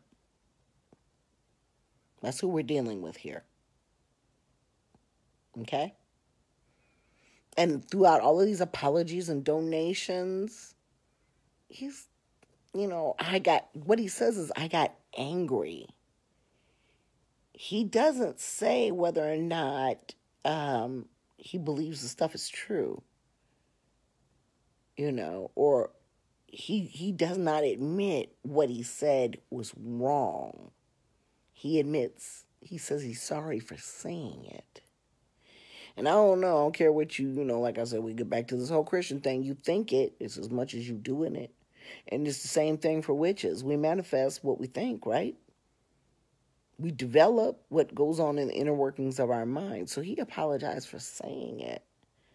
He didn't apologize for thinking it. There is a difference. And so when he came with that half-ass apology in my inbox tonight, I was like, you could have kept that. Somebody said he could have kept that in 2018. He really could have. It was not an apology. You apologize for me for cussing. I cuss on the GP. I don't consider cursing to be offensive. Me and my mom, but we cuss like sailors.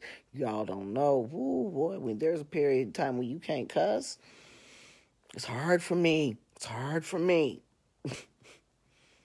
So, you apologizing for cursing, but you're not apologizing for calling me out of my name? And he called me a cunt, which it's like me being called a pussy. I got one. And, right, Nicole, right? You didn't, white women respond to cunt. I don't know if somebody called us a nigga bitch, okay? That's the way white women respond to being called a cunt. I don't respond that way to being called a cunt. It's not even within my cultural realm. Nobody ever called anybody a cunt. When I was coming up, I don't give a fuck about a cunt. I wanted to grab mine and send him a picture of me gripping it. I got your cunt right here. What did you think that was going to do to me? But that was the most offensive. The disrespect. Because you know how disrespectful that is. But you did it anyway. You know how disrespectful it is to Becky.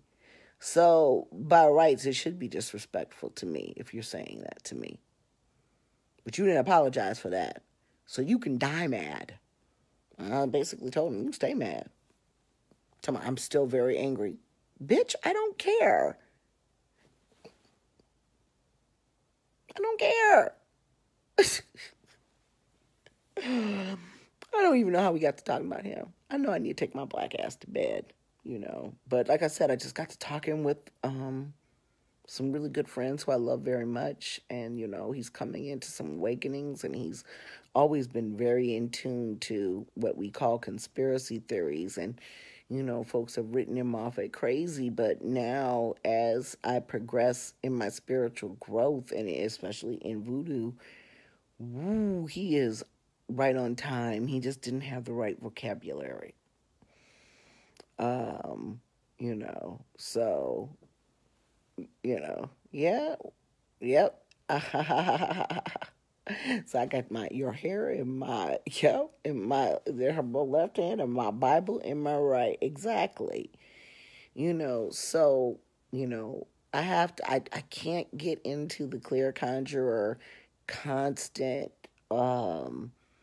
forever, y'all. Every time you turn around, there's some shit going on. You know how in the Black Conjure we got like 2 or 3 fools that pop up and do some dumb shit, and we talk about them for a day or so, and then they go away. You don't hear from them for a long time. These motherfuckers got shit going on every single day in the history of life. Beef that is aged, Kobe, jerky. They beef is so old, it's jerky. For real. They be on some shit, and they stay on some shit for years and years and years and years, and mostly at the root of all of it is because so many of them are fraudulent. And then, of course, one is trying to out-petty the other and prove that somebody else is less legit than they are to make themselves feel better as a conjurer or a spiritualist. No, you make yourself better as conjurer or spiritualist by learning your craft, by successful spell work, but most importantly, by removing that veil between you and your divinity. That's the goal. Because really, when I came into conjure, and especially with people who had been white Christians who had become pagan, I just expected them to be the freest, unbiased, peace, love, Afro-Grease, cookies, LSD, and flowers individuals that ever walked the planet. Baby, bye. These are some of the most racist, evil motherfuckers that I have ever seen. And even the ones you like and admire, as given the situation I was talking to y'all about last night, where I had to remove people that I actually admired, it wasn't so much about their legitimacy as a conjurer. Nobody's saying that dude, the information in this book the dude wrote may or may not be inaccurate, but what you didn't do is actively involve the people who are responsible for it. You don't even share a byline with one of the descendants of Harriet Tubman. And because this person has been a practitioner for over 20 years, should have been aware of the racial climate where something like this could not be received as well as maybe it would have been, say, 10 years ago. Because of the constant intrusion and colonization that we see in every aspect of Black people's lives, including our religions. And so I sat there. When the book first came out, I was just like, I'm not saying nothing. Books are books. People can read what they want to do what they want to do. Right? Okay. But It was the reaction when called on the carpet about possible cultural appropriation and the entitlement. I'm not even going to promote it. Inbox me. It was the reaction, it was the behavior of these clear conjurers who I'd actually admired, who have always given credit where credit is due and had respect and reverence for African people's religions and understood their place in the religion. And then to see them act like the entitled motherfuckers that they are, throwing at people who have to say, you know that one meme when he's like, oh, wait a minute, posting curses and all kinds of fuckery. And I liked the comment about calling that attention to that behavior. I loved it because I think it's behavior that is unbecoming of a spiritualist. And that's my right. It has, there's lots of people who have been out of the culture who have written books about our magic, our people, and they've been some have been accurate, some have been very informative, enlightening. However, and then black people are like, and then white people are asking, well, why aren't you writing these books? If you don't want us to write them, why don't you? Because everything don't go in a book. That's not the way we roll. And a lot of these religions, everything don't go in the book unless it's that notebook grandma hands you with all her different recipes or something in it. This ain't Charmed. We don't have a big-ass fucking grimoire on an altar in an attic to pass down from generation to generation. We have oral traditions. Okay? It's a different setup. And it just shows you the disconnect between the white pagan world and publishing and, things like that and how we see our religion. And I'm not saying that there shouldn't be good, factual, basic, non-initiatory information written about hoodoo or voodoo or any other ATR. I think that, I love reading books like that. But what I've also found is a lot of them have a lot of bullshit in them. A lot of truth and a lot of bullshit. And the reason why you can say bullshit is because, like in voodoo at least, all I can say is every house does things differently. We have a different head spirit, different, we have a regular mind, but everybody does things differently, So, it, can be controlled by region, by family. It's no. And so, I think that there should be basic, like, concordance and study guides and, root work stuff so you can have a book for, but, who wants to recreate the wheel? I mean, there's enough books out here on herbal properties and correspondences and, there's so many grimoires and different things available. That's not going. Black folks shouldn't be doing things for the sake of being black folks. That it boiled down that simple for me. Because the person who asked me to write the book was like, we got all these white folks writing about y'all's magic, and none of y'all are writing about your magic. And then we go in these witchcraft groups and we get frustrated with these youngsters that just start out and all they know is that ugly green book and the other ugly green book. And, they don't know about, and we all start there. Okay? But somebody handed me a jump drive full of like 95 occult books, and then 1 year, and I don't bootleg, but they gave them to me, and all of the Hyatts are on there, which is good for research purposes, I suppose. And now there's 1,600 occult books that are now available through this dissertation because the guy who wrote the Da Vinci Code, that's a motherfucker. You want to talk about? I think the Illuminati as a word is used as a distraction. But when you talk about somebody with some inner knowledge or some inner circles, that motherfucker that wrote the Da Vinci Code, And he didn't now went and fronted having all of these occult books scanned so they could be read. Look, pay attention. Pay attention. There's a reason why I share things.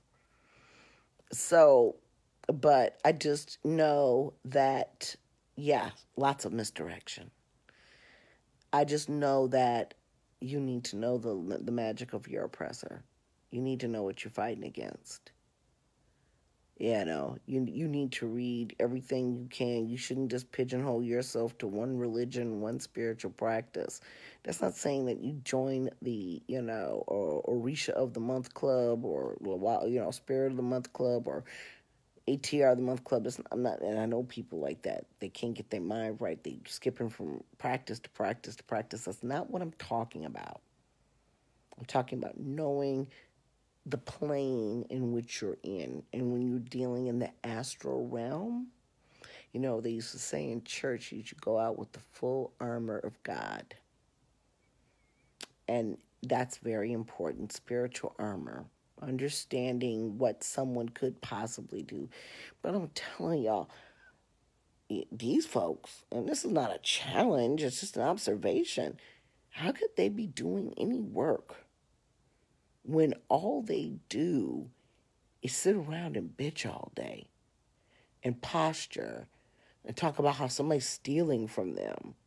How can you steal a folk tradition that wasn't even yours to begin with? How do you even have the brass-ass nerve or brass-ass monkey to copyright such information? Because it's about money. Just like he wants to sell a Harriet Tubman candle because some black woman told him, hey, that's probably not a really good idea. But you see this all the time. That's why black people are not in horror films.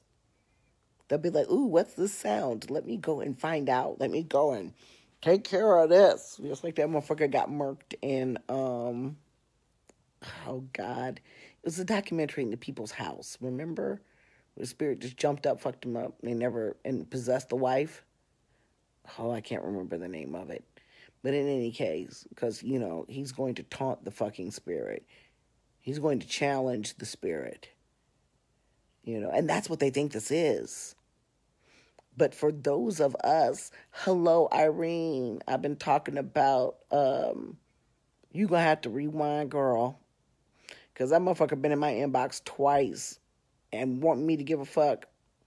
I keep trying to tell motherfuckers I ain't got to do nothing but be black and magical and unbothered. Okay? But, my thing is, I know, I try to study as much as I can. And it's hard, y'all. I'm talking to y'all in bed at 2:30 in the morning when my black ass should be asleep. You saw all the orders that I did today. Those were from today. I processed. I should be really fucking tired, right? But I'm inspired because I was talking to my friend about him coming out of Christianity and understanding what, what I would like to say is the natural man's religion. Like I said, I keep trying to get back to the source. And so I could not allow a sociopath to take me from this throne, because I told you all, Irene, I just recounted, people know me and they know I cuss a motherfucker out flat, depending on who and what it is. And they were like, why did you exercise such restraint with this fool? One, because he crazy and he ain't gonna pay attention no way. So I really worth my time, but I also think I'm a priestess. And I was recalling how my sisters, who I've taught, who are my root work students, they're in Ifa, they bow and they get down on the ground, and I'm voodoo, we renegades. I was just like, oh my God. Yeah, talking about he was gonna make some Harriet Tubman. I can't wait. Do it. That's all I'm saying. I just was like, I'm sorry, my phone keeps thinking I'm trying to rotate it. I was just like, bitch, do it. And let me see what happens to you when you do. I mean, from mundane to spiritual. Go ahead. I can imagine Mother Moses sitting there like SpongeBob with a card talking about try me, hoe. Because you know she would shoot motherfuckers that were traitors. She would not play with you. So try it if you want to, bro. See, that's the thing. And that's the thing I was telling you about these clear conjurers. They spend too much time arguing. I mean, I've seen some stuff. Trying to collect stuff against other people and screenshots and deep web shit. And sometimes rightfully so, because some of these people are sick as fuck. And just bad for you. Hello. They're horrible people. I know. I have.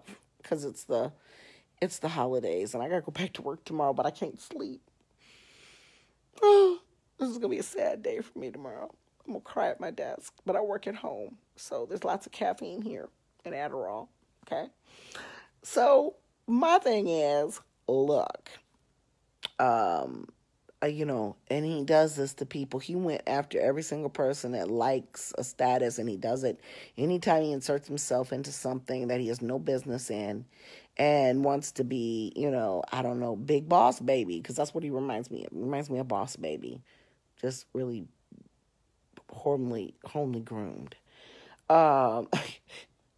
Not well kept at all, and no sense of style, and I'm just like, if I had, and that was another thing, I'm like, okay, I'm a priestess now, I gotta really not give really people that type of energy, and then, I've been off since the equinox, I have, and then, if I had, because I'm from the west side of Chicago, y'all, and old habits die hard. Now, if I had read that motherfucker from Filth, it would have included some problematic language. And I'm bisexual. But if I would have read him in the manner in which he deserved, you from Shive Kai, I could not have read him without problematic language. So I decided not to. I decided I can get my point across just as well and not look like a goddamn fool when I go down to his level. Now, there are some motherfuckers I'm going to go down to your level. He's just not one of them. I can't get that low. I really can't. So for you to come into my inbox tonight talking about how you still mad, you can die mad. Stay mad. Girl, I wasn't very nice. I was very classy. There's a difference. I wasn't nice to him. In fact, I was very, very, very clear that you should not contact me anymore. And you should get the fuck up out of here with that fake-ass apology. But, I code switch real well. I can take it to you in a way you can understand. I don't forgive people. When you show me who you are, I believe you the first time. But what's not necessary with a fool like that is come on, y'all. How this shit gonna look? I'm telling you, my language would have been problematic. And that shit would have been all over the internet, because I would have posted that too. Because I give no fucks. And people would have been mad at me. People have been in their feelings about the way I cussed his dog ass out. So, I'm like, no, that's okay. It's absolutely unnecessary. I really did think, I don't know what the fuck I was thinking about y'all, because I really did think I was going to hear from him again after our conversation last night. And here he come. Just like herpes. You meet that man, you know that your boyfriend 2, 3, 4 times ago gave you herpes, but you ain't had an outbreak in a long time. And you meet that man, you want to hit it, and you so nervous because, getting with a new person, and you have an outbreak. That's what he's like. Because I was just like, oh, okay, I had an outbreak of him, and he's not coming back because I told him, don't come back. And then he come back. There's no Valtrex for that, okay? I'm like, bitch, get the fuck out of my inbox.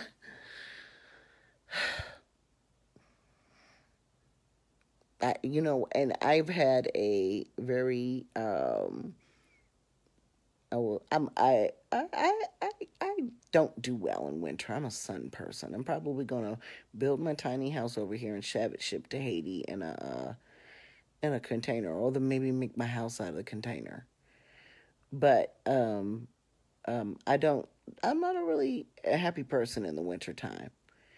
And so people and their bullshittery tend to really affect me more than it is when I'm in the sun. I can go get in my garden or go for a ride, not be cold, you know. So I suggest we all do that. You guys got to really work to protect your boundaries and your mental health because folks are going to try you.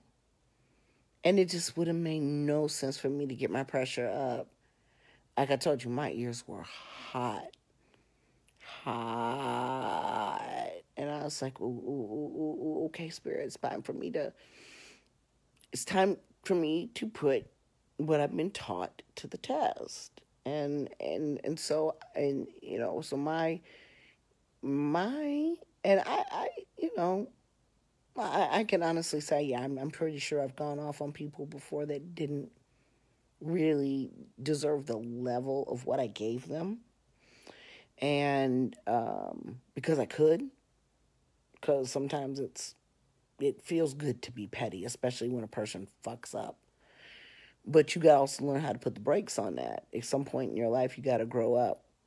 Now, did he deserve that level of respect? But it makes it all the more insulting when you do that to someone. Because I'm still not the one looking like the fool. He's the one looking like the fool. So I had to, and more as I get older, I'll be 50 years old this year. I feel 25. I'm just gonna tell y'all this shit right now. Except my knees, especially when I'm sitting on the toilet and reading Facebook for too long. But I feel 25, other than my knees. And I look and I'm thinking, I don't like to do things that will do bad things to my body. And bad energy will do bad things to your body. I don't want to ingest other people's bullshit and disapproval of me and what I do. If I don't give a good goddamn that half of my family thinks I'm a devil worshiper because I'm a voodoo priestess, why in the fuck does he think that I care that he's mad because I loved somebody's comment about his abhorrent, entitled, white, cis behavior?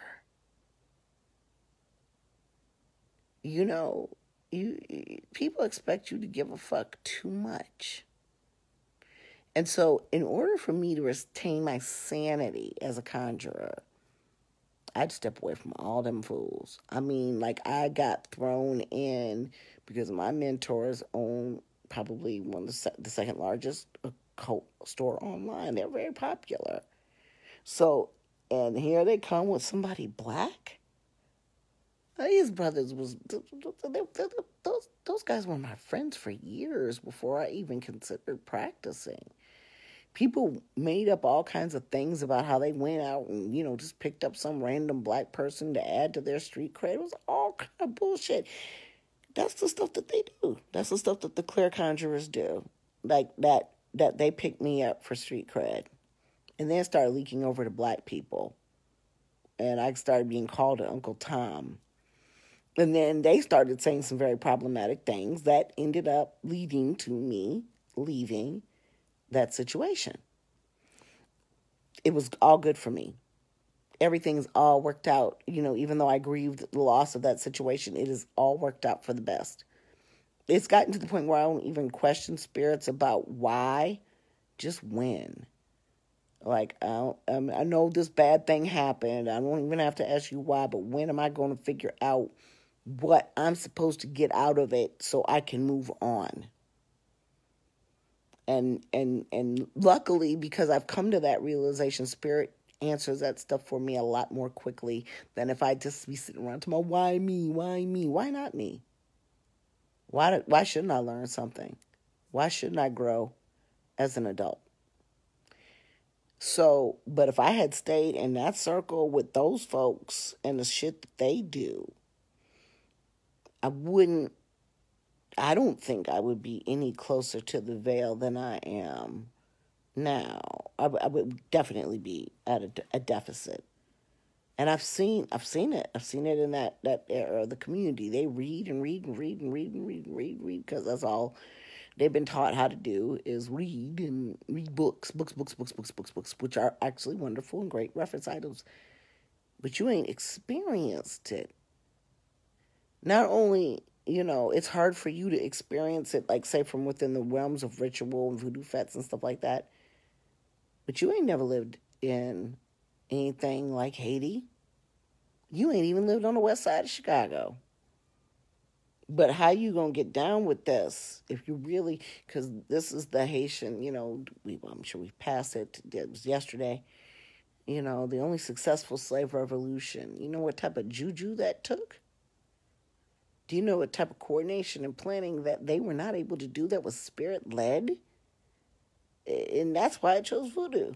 It's the religion of revolution. I've been a revolutionary since I was born. So that's, we have that whole, why I chose voodoo, why I left Christianity. Because I could no longer be in that vehicle of oppression. I never said that Jesus didn't exist, although, like I said, that there's not a whole lot of empirical evidence that says he does. But you got proof that King Tut exists. You got his whole damn body. You got his sarcophagus. You got his whole fucking life written every single wall in a pyramid.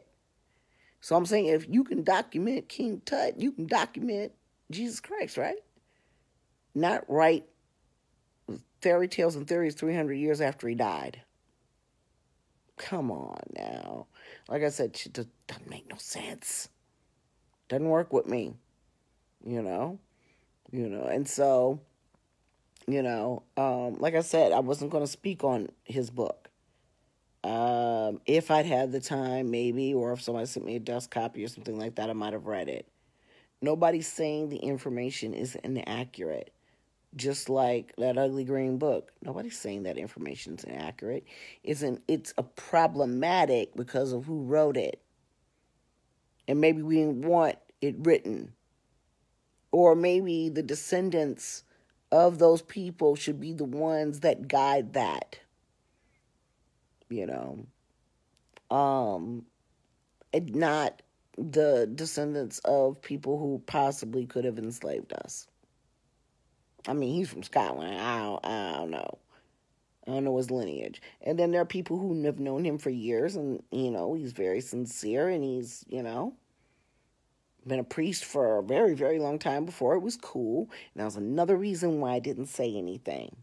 But the entitled white privileged male reaction to being questioned about why would you do such a thing, especially in this day and age, especially when it's this problematic right now, and that reaction, right, and I'm telling you, some of the most amazing non-black or non-person of color priests that I've ever met. All of the priesthood and priestesshood requires a level of humility. But theirs was, one of the ones I met that were really sincere and about it, their level of humility, because when we're talking about you're knowing your lane, staying in your place, was so huge that I'm like, you're actually better than that. You don't really have to sit back like that. And they're like, yeah, I do.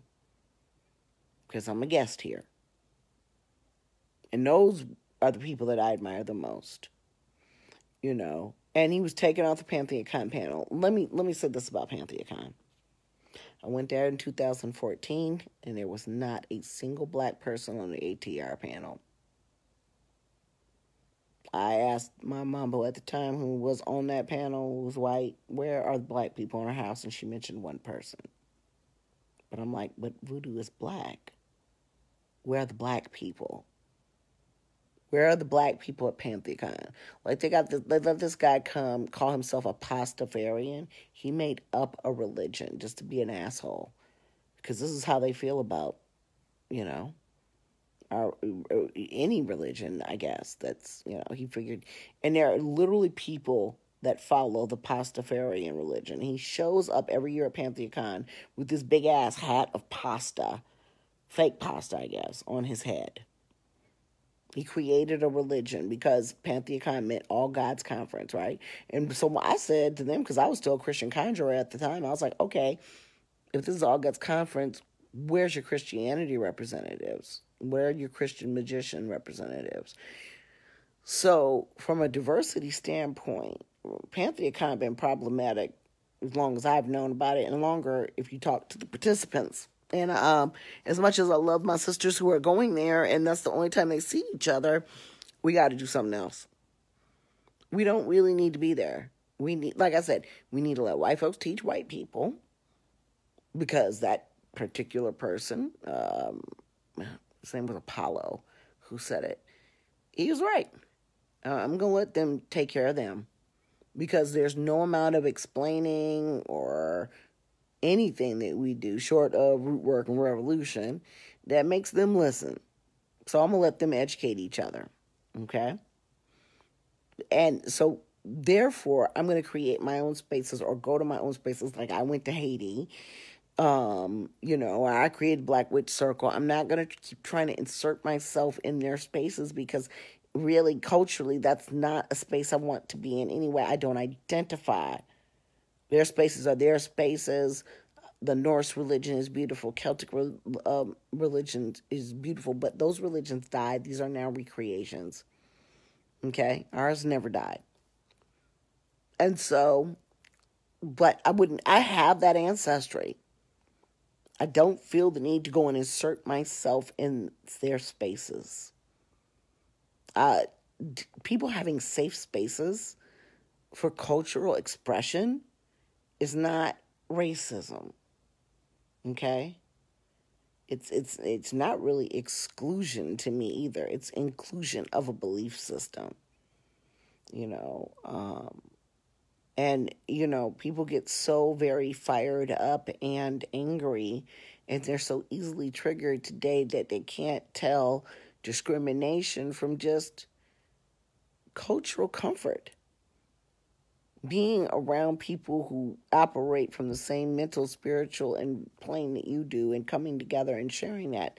And if you all know, like, remember when we was in church and then that white choir would show up, and either one or two things would happen. They would be like from the Netherlands somewhere or something like that, and they come to church, and it makes for real awkward service in an all-black church. Everybody's trying to smile, but it's like, what are you doing here? Black people play like they don't do that. We do it too. And then, either they get up and blow the roof off the goddamn place and sing better than the choir that's already there. Now, that's really problematic. Or they sound really bad, and we just kind of smile. But it's an uncomfortableness.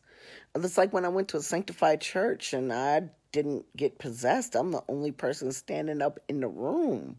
Right. Bless their hearts. They tried.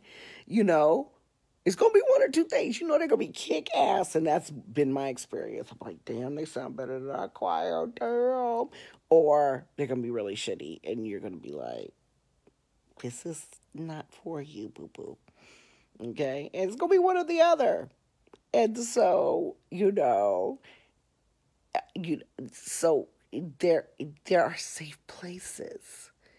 There should be safe places. Racist people, I'm not, that's one thing I agreed with Hillary. I ain't trying to change hearts and minds. I want it to be illegal for you to act on your hatred publicly. In the walls of your own home, you can believe what you want to believe, do what you want to do. That is the glory of being an American in these United States. However, when out here in these streets, we're going to act like we all have some sense. We're going to follow the rule of law. And if the rule of law says hate crime is a hate crime, hate crime is a hate crime, I don't care if it's a police officer or a drunken, Dukes of Hazzard impersonator. hate crime's a hate crime. I just want to live. I just want to live in peace. But that doesn't mean that I want to include people that I don't share commonalities with in my most intimate spiritual moments. I think that's why religions are selective with initiation and the character of the people that they recruit. Well, you should be anyway. You want to build a good house. And so you don't want that kind of bullshit. And you filter it out. There's some people that never make it to my mambo for divination. Never. Because I know who they are. Because they've already revealed themselves. They've already showed themselves. Or my spirits have been like, no, bitch, no, no, no. And I do a divination and realize, we're not going to be singing burning down the house when your ass shows up. No. So there are some black people who will not initiate into voodoo or Ifa or any other African traditional religion. They were not meant for it. Not everything is for everybody. And so, in typical, and we talked about this earlier, if you want to see a white man get mad, tell him what he can't do. Tell him he's not allowed to do something and see what happens. And that is what happened with Pantheacon. So for me, it wasn't so much that he wrote the book, because you can always choose to be like side-eye. There's enough information out here available for black conjurers where we will know he's white, and we can make the decision whether or not we want to read it based on our own devices. Because from what I understand, it's pretty accurate. You know? I don't know what he's doing. I've never done ritual with the man. I can't make that judgment. And I was willing not to say anything. They were, and him and the guy that threw the curse. I don't mention people by name because I don't like to talk them up. Threw a curse at the diversity demons. These were people that have been pretty much non-problematic for years. And now that this is all out, people talking about how problematic they were, but they weren't problematic for me. And I'm pretty good about figuring out who's problematic or not. So I was kind of shocked by the whole thing. Disappointed all the way around. And, I'd heard of the author. Somebody black had said to me that, he was venerating Harriet Tubman. He's very respectful. And we should see if we could get him down here for a ritual. And I was kind of like, for real? He's like, yeah, we should get, him down for a ritual to see what's up. And I was considering it. But you can't make a judgment call based on somebody that you don't know what they're doing or what they're writing about. And unfortunately, before any of us were given the privilege of reading the book, he clowned. I fully believe that Irene was right in saying something, because they are known for that. Like I said, that whole ATR panel, not a black face there. What you talk about, my religions, my people, you acknowledge us African, right? We're the Africans. We're the African Americans. Where are we? You just gonna continue to act like don't none of us do this no more? When it never died. If a religion never dies, that somebody had to keep doing it, right? So what we need y'all to stop doing is stop playing like we're not doing this. There's enough of us out here. They ain't come to me and asked me to speak. Well, that could be because I said I ain't never going back. But I've never been asked to speak at Pantheacon. Nor will I ever, because I ain't going. But maybe if I'd said that, I'm going to tell you this. I fully believe down deep in the bottom of my heart that even if I said I would love to speak there one day, not one of them would have reached out to me and asked me to come and speak as a black woman in a traditional African religion. Not one of them would ask me to conduct a fete or get my mambo here so she could conduct a fete. No, because they would know that they couldn't ask me to do that, because I'm super playing. But you see what I'm saying. They don't approach you. They don't ask. And yeah, folks know who I am. Even Mr. Big Warlock knows who I am. To stress to the point where I think I have a platform. I know the person who runs Pantheon, who's done it for the past 10 years. She ain't come in my inbox. I consider her to even be an ally in certain ways. But there's also another thing that you have to consider. Who's going to PantheaCon? We ain't. Not in large numbers. Not unless we live in California. Because it costs too fucking much to go around and sit in a group of clear conjurers, not knowing whether or not who they were trained by, if they have any connection to our culture, and not feeling at home really much at all. The only thing I enjoyed was working the table. But the events, the classes, it wasn't a seance, a safe that I went to, it was just like, well, this is so fucking weird. And so I don't tend to go places where I don't get fed. Just because I don't get fed does not mean that somebody else, especially somebody else black, okay, couldn't get that from this, okay? But I didn't see, Yeah, that curse was horrible. I'm scrolling back reading your comments, and sadly that McDonald's magic is seeping over into our younger generations, where they just want me to do a love spell or give them a money candle or something like that. And it's like, it doesn't really work like that, honey. I'm sorry. I mean, I've got descriptions and I've got instructions on the website, but if you've never spoken to an ancestor, I don't know who the fuck you're going to talk to when you put this money oil on your hands. Who you working with, boo-boo? That's always my first question. And have you done a divination? Because whoever you're working with is going to feed you through that divination exactly what you should do. They're going to walk you through every single step of your spell.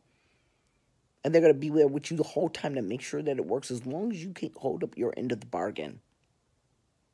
That is my experience with witchcraft and necromancy and ancestor veneration and Loa work.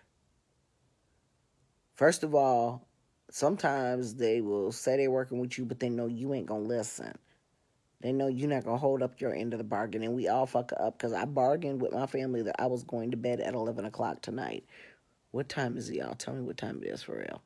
I told him I was going to bed at 11, and my girlfriend called me when I was on my way up the stairs, and I've been on the phone ever since. Okay? Because when I got off the phone with him, I was inspired to come and talk to you because some new points were given to me by Spirit. Oh, shit, are you for real? Oh, God damn, let me go. I gotta go to bed, y'all. But new points were given to me by Spirit about my beliefs and why I left Christianity. And, yeah, that was how I came to voodoo. Every time somebody died in my family, a very, very tall, skinny man. You couldn't even see what he looked like, but you could tell it was like abnormal, like skeleton. But he had on a suit and a top hat. Would come, sit on your bed, stand in your corner, stand next to you, nod. And you'd be like, and if you were one of my mother's generation, you'd be like, God damn, who's finna die? But he never came for you. He always came to tell you who, or that there was somebody who was going to die. So, that's what led me to voodoo. Telling voodoo sants this story, and they were like, you don't know who that is? And I was like, no, I don't know who that is. And they were like, well, let us tell you who that is. And here we are. And I'm grateful for that. And I learned a lot working for them. But just because you love somebody doesn't mean you like them. I tell my kids all the time, I love you to death, but I don't like you. I don't like your ways. I don't like your attitude. I don't even like the way you believe these days. Okay? Kind of like those relatives voted for Trump. You used to love her when she was your favorite auntie and she slipped you candy, but that bitch voted for Trump. And you love her, but it's just like, God damn, why you gotta be like that? And so, too many people in the clear conjure community behave in such a manner, and it's a power struggle. A lot of people come into our religions feeling that it's going to make them more powerful magically, and it should. But I just don't think it's happening in the ways that they think these things are happening or should happen. And as a result, what they thought they were going to get out of our magic is failing them because they started with a flawed premise in the first place, not having fucking ancestors in the practice. And I've seen it. I've watched it. Them writing posts about how their life is in the toilet. I've seen them kill their parents, themselves. They just can't never catch a break. Always broke, always lonely. No dick, no nothing. And just miserable individual. But you practice magic.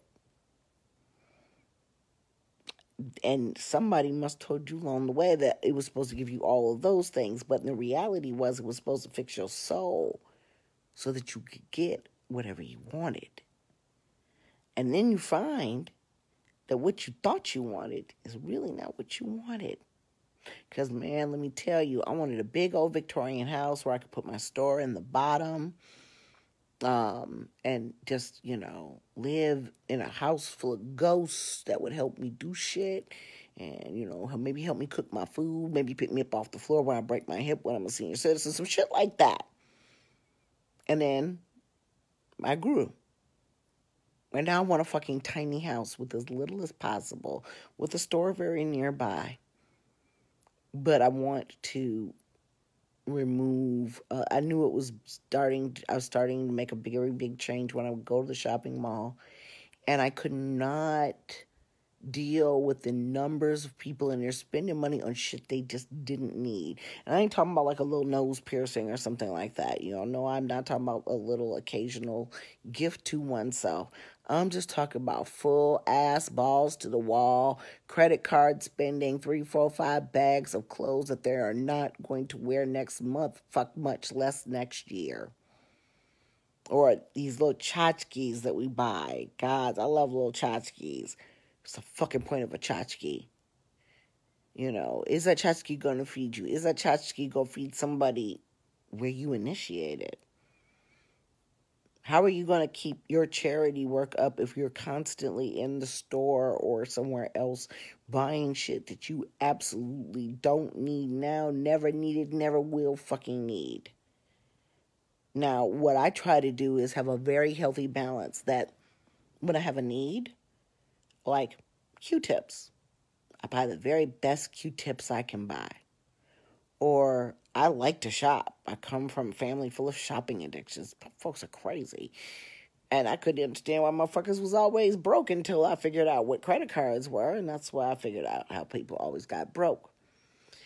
But it was like, you got all this stuff and you can't even clean your house. Spirits love a clean house. Why do you continue to insist on collecting things? Like, I like to do miniature stuff, but I feel much better when I'm actually working on my dollhouse and making use of the things that I buy versus just showing you all what I bought and never having a chance to get back to it. But that's the current situation that life is in right now. But people who hoard, who have mental illness, hoarding addictions, lack control in their lives. Their material things make them feel under control, powerful, loved, surrounded. So these things, and they will do it at the risk to their children, to their marriages. They'll do it. And so what you see when you go into a lot of these places is literally hoarding light. They may still be able to walk a path through their home. Their home may be appearingly neat and whatever, but they are growing used to collecting things that are absolutely unnecessary in their lives. I tripped out. I stay so busy that for the first time since we moved here in 2016, took my foot bath out and gave myself a pedicure. Usually I just don't. Or I go to the spa, to the salon up the street. I'm not sitting around trying to cut my own toenails and take care of my own feet because it's not out of laziness. It's out of busyness. It's out of arthritic ass knee. It's just not something I'm trying to do. And so I went and I pulled my foot bath out of my linen closet, and it was dusty. But what told me nobody in this house has used that foot bath for 2 years is, thank you for 12. That's a really good number. I'm going to play that today. What told me I hadn't used it was that you know how you move and you tape up a cord? That cord was still taped. And I was like, ain't this about a bitch? Nobody's used this. So now I'm going on this thing where I'm getting rid of things that I ain't going to use. And guess what? That includes people, places, and things. And so that is why I ain't going to PantheaCon. As you all recall, I dropped out of Dayton Pagan Pride because he said that cultural appropriation was an overused term, and I basically told him, fuck him too. And if I had kept talking to him, I'd have used some more problematic language, so I just bounced. The only people that go get my time are the Detroit Conjure Fest and Daughters of the Moon Black Witch Convention. I ain't going nowhere else. If we go to New York because of Love Star and Ravenhawk, I told my kids, y'all got to drive. And we got to stay someplace cheap. And y'all can't spend all my fucking money that we make at the festival fucking around New York City. I actually want to come back with some money in my pocket this time. We made a lot of money and we spent a lot of money because New York is hella fucking expensive. Even staying at a friend's house. So, you know, I'm reclaiming my time. I'm not going to their festivals.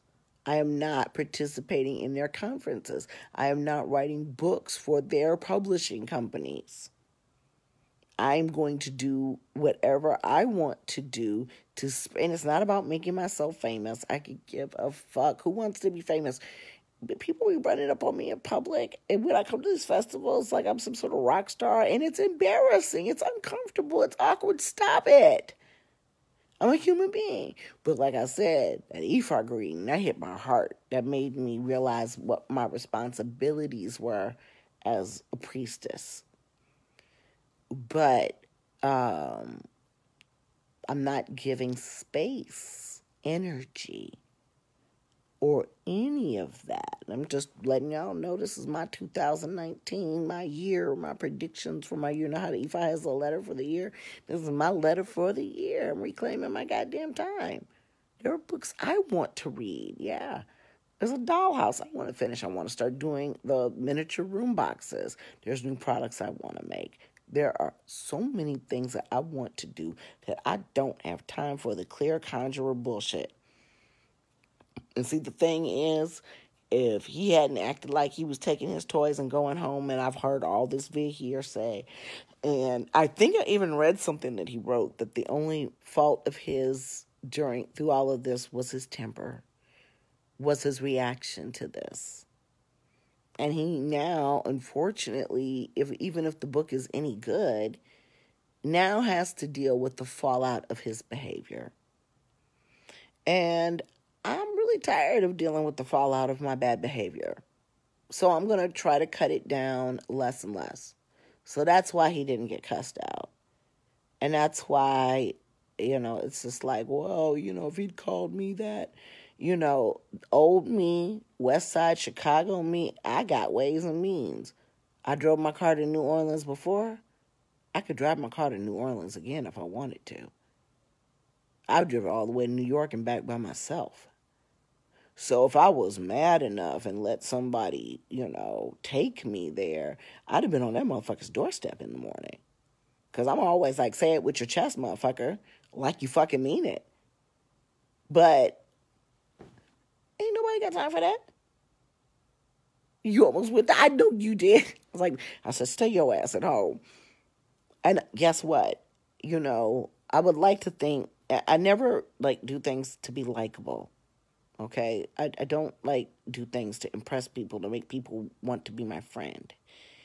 But I would hope that by trying to be a better person and by trying to have some character, that there are people out here like Kai who would do that for me if I asked. And I'm talking about hundreds, possibly thousands of people like that. And that's a good ass fucking feeling. That makes me almost as verklempt as when those sisters bowed. That there would be somebody who would love me enough to go and take another motherfucker on, whether it's physically, magically, intellectually, whatever, in my defense. And so that is also why I could not be quiet about that. When I see, I got to come to my sister's defense. I got to come to Beverly's defense. I got to come to Irene's defense. I got to come to any sister's defense where I watch the white male patriarchy trying to eat them alive, as they have done for so much of our existence on this planet. Well, not a whole lot. 400 years, which means it's very close. Not millions of years. I don't really know what they did with us, I know it's been bad for women everywhere. That's what I do know. Everywhere. It's been bad. But in Africa, we had matriarchal societies. But when you involve white, cis, patriarchal entitlement into anything, this is what you get.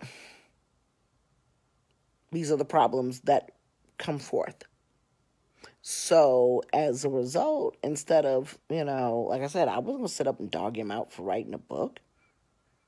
I wasn't going to dog out Pantheon, and I wasn't going to applaud them either, because they should have known better from G-fucking-P, from jump. But they don't, and they never have. But what they are not used to is sisters like Beverly and Irene calling these motherfuckers on the carpet about their behavior. But, like I said, I'm 50, and I'm tired, and I'm not going to force myself to be around these people because I don't like them. If y'all do one thing, and I'm going to go, but I'm going to go have me a cigarette because I can't sleep. Maybe I'll have something else.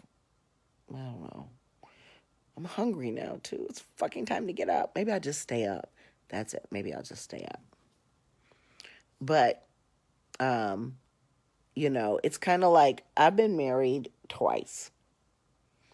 And when I first got married, I was 21 years old. And I don't know why I listened to my ex-husband. We'd known each other for a few years, got married. Because he just wanted me to stay married for the extra military money. He wanted to help me out. And I was in school. And I was like, no, I'm not getting married like that. And so then he cried. And I was like, no, I really want you to marry me. But he really didn't. Because when he got to the Gulf War and he thought his black ass was going to die, then all of a sudden he wanted a divorce. We stayed married for 9 years. I was in an unwelcoming space for 9 years. And he would pull back and forth. One minute he wanted a divorce. The next minute he wanted to stay together. Pull back, pull back. And, hey, it's 420. Hey. He did that to me for 9 years. And I was devoted and loving and caring and fucking crazy. And so my youth was gone. My 20s anyway. Here I'm out here turning 30, divorced. And second husband I married after knowing him for like 8 weeks or some shit like that. But if he had been who he said he was, we'd still be married. He's a con artist, he's a liar. And when I realized that, I was like, deuces, 10 months. Next motherfucker get 10 minutes. So I don't have a lot of things. And it's not just about racial spaces. It's about any space that doesn't see me for who I am. Acknowledge me. I don't believe in that colorblind shit. Acknowledge that I have a unique tie to the traditions and religions of my ancestors and want to hear about it. I shouldn't have to make you want to hear about that. I'd rather go talk to somebody who's interested in talking to me, which is why I don't allow people to argue on my wall. I don't want to hear that. Go talk to somebody who's interested in your point of view. I know how to have another point of view. I've examined the situation and made my decision accordingly. I know how to research. I'm the one telling you motherfuckers how to use Google. Not page 1. Try going to page 3. How about a book? How about the library? How about the Library of Congress? How about anything other than what your girlfriend said or what you think might be right? So I really don't have the patience for forcing myself into spaces where people could give a fuck about me. And I really think that convention is one of those places based on everything I've seen thus far. And so hopefully, like I said, we're still trying to get a convention. I'm trying to get an online one for sometime later this year, completely online, where we'll have breakout rooms and everything, and we'll have presenters and everything. We just want to travel to get there. And the next year, do something really good. And no, I don't worry if some other black conjurers are going to try to do this, because if you do, God bless you. Because I don't think that a lot of people understand what a conference of, say, 500 people or a convention or an outdoor camp out, y'all have no idea the coordination and the money that it takes. And one thing I can say about Clear Pagans is they be on that volunteer shit. Black folks, we want to get paid because we don't usually get paid as much as they do for anything. But they be volunteering and coordinating and putting all that shit together. And from what I've been experiencing is the people of color who have volunteered to help me put these things together, work and blood, probably sometimes literally, right? When I've asked y'all to help me put shit together, you have volunteered. I have reminded you. I asked these people who I knew were busy conjurers to be elders of my temple of African ancestor veneration.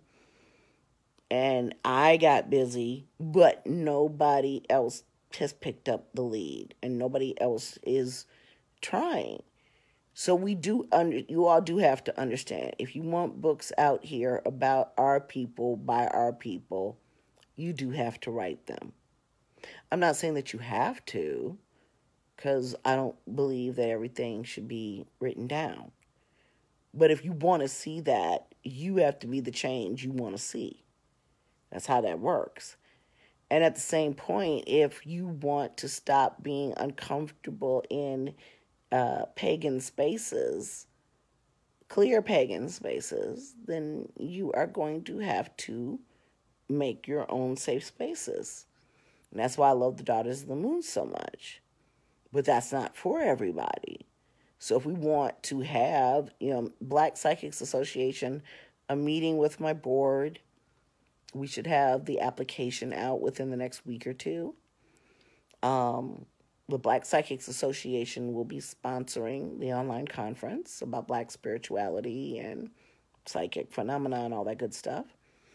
And then from there, hopefully this summer, we're going to launch the Psychic line. But once again, it takes support. Irene has support from us. People who have been to PantheaCon like myself, and people who have not. But it's more than lip service. So for me, for example, when I talk about, sometimes staying away is the action, but in creating safe spaces for us, that's not the move. It's action. So all y'all hollering about cultural appropriation and all the bullshit that we have to put up with in their spaces, when I call you, I'm going to need action. Okay? Don't say shit, but yes, what can I do to help you? Otherwise, keep your fucking mouth shut and let them do what they do. Okay? Don't complain. And I could say, there's one thing for us to complain because we don't have a space. I get that. You know how they say, you vote, you don't vote, you don't get to complain. That's not what I'm talking about. I live in this country, I get to complain. But if we're working to create a safe space and create our own conferences and create our own inclusiveness of our religions with each other and interact and share, and nobody helps, you can't get mad at them for not having no Black speakers, because obviously it's very clear that ain't nobody coming. So yeah. Yes. And I know I know. I talked to Bev, and you guys always do.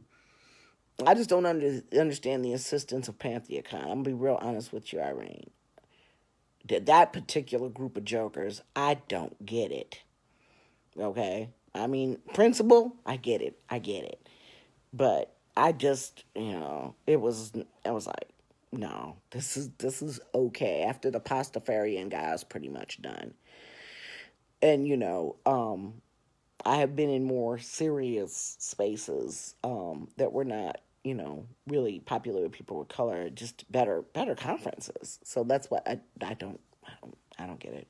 But and it's expensive, but y'all live out there. So I get that. And I applaud you for saying something about it, because a lot of us were like, you know, what? And, like I said, there are lots of people who know him and will vouch black people for his devotion and knowledge and blah, blah, blah, blah, blah, blah, blah. But you see how he acted. And that's the thing, when they get drunk, when they get mad, they all revert back to who they really are.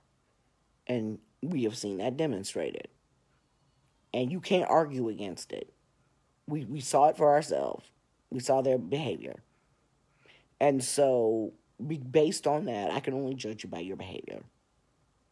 They behaved anything but respectful. Him and his hired goon, I don't think he hired him, but I'm being facetious, behaved anything but respectful and understanding of where they fit into the gears of our traditions and our religions.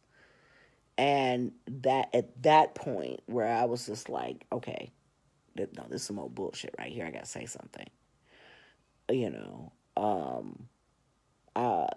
It's unconscionable to me that the bullshit that I've seen, and then what I've had to put up with for simply loving somebody commentating on their bullshit. And I'm like, bitch, do you not have anything to do? Go make a fucking mojo bag or some voodoo doll like you sell in your little cheap ass store. Get the fuck away from me. I'll find out life. And so, like I said, this year, and you see I'm still petty, and I'm going to be petty to the day my black ass dies. But this year is going to be different in saving my spoons for some shit that matters and investing in my own time and space and, not being up at 4 o'clock in the morning because I can't sleep because I'm so passionate about something, because this is just absolutely fucking stupid. So I'm going to bed, I think. Maybe. Probably not. Good night, y'all.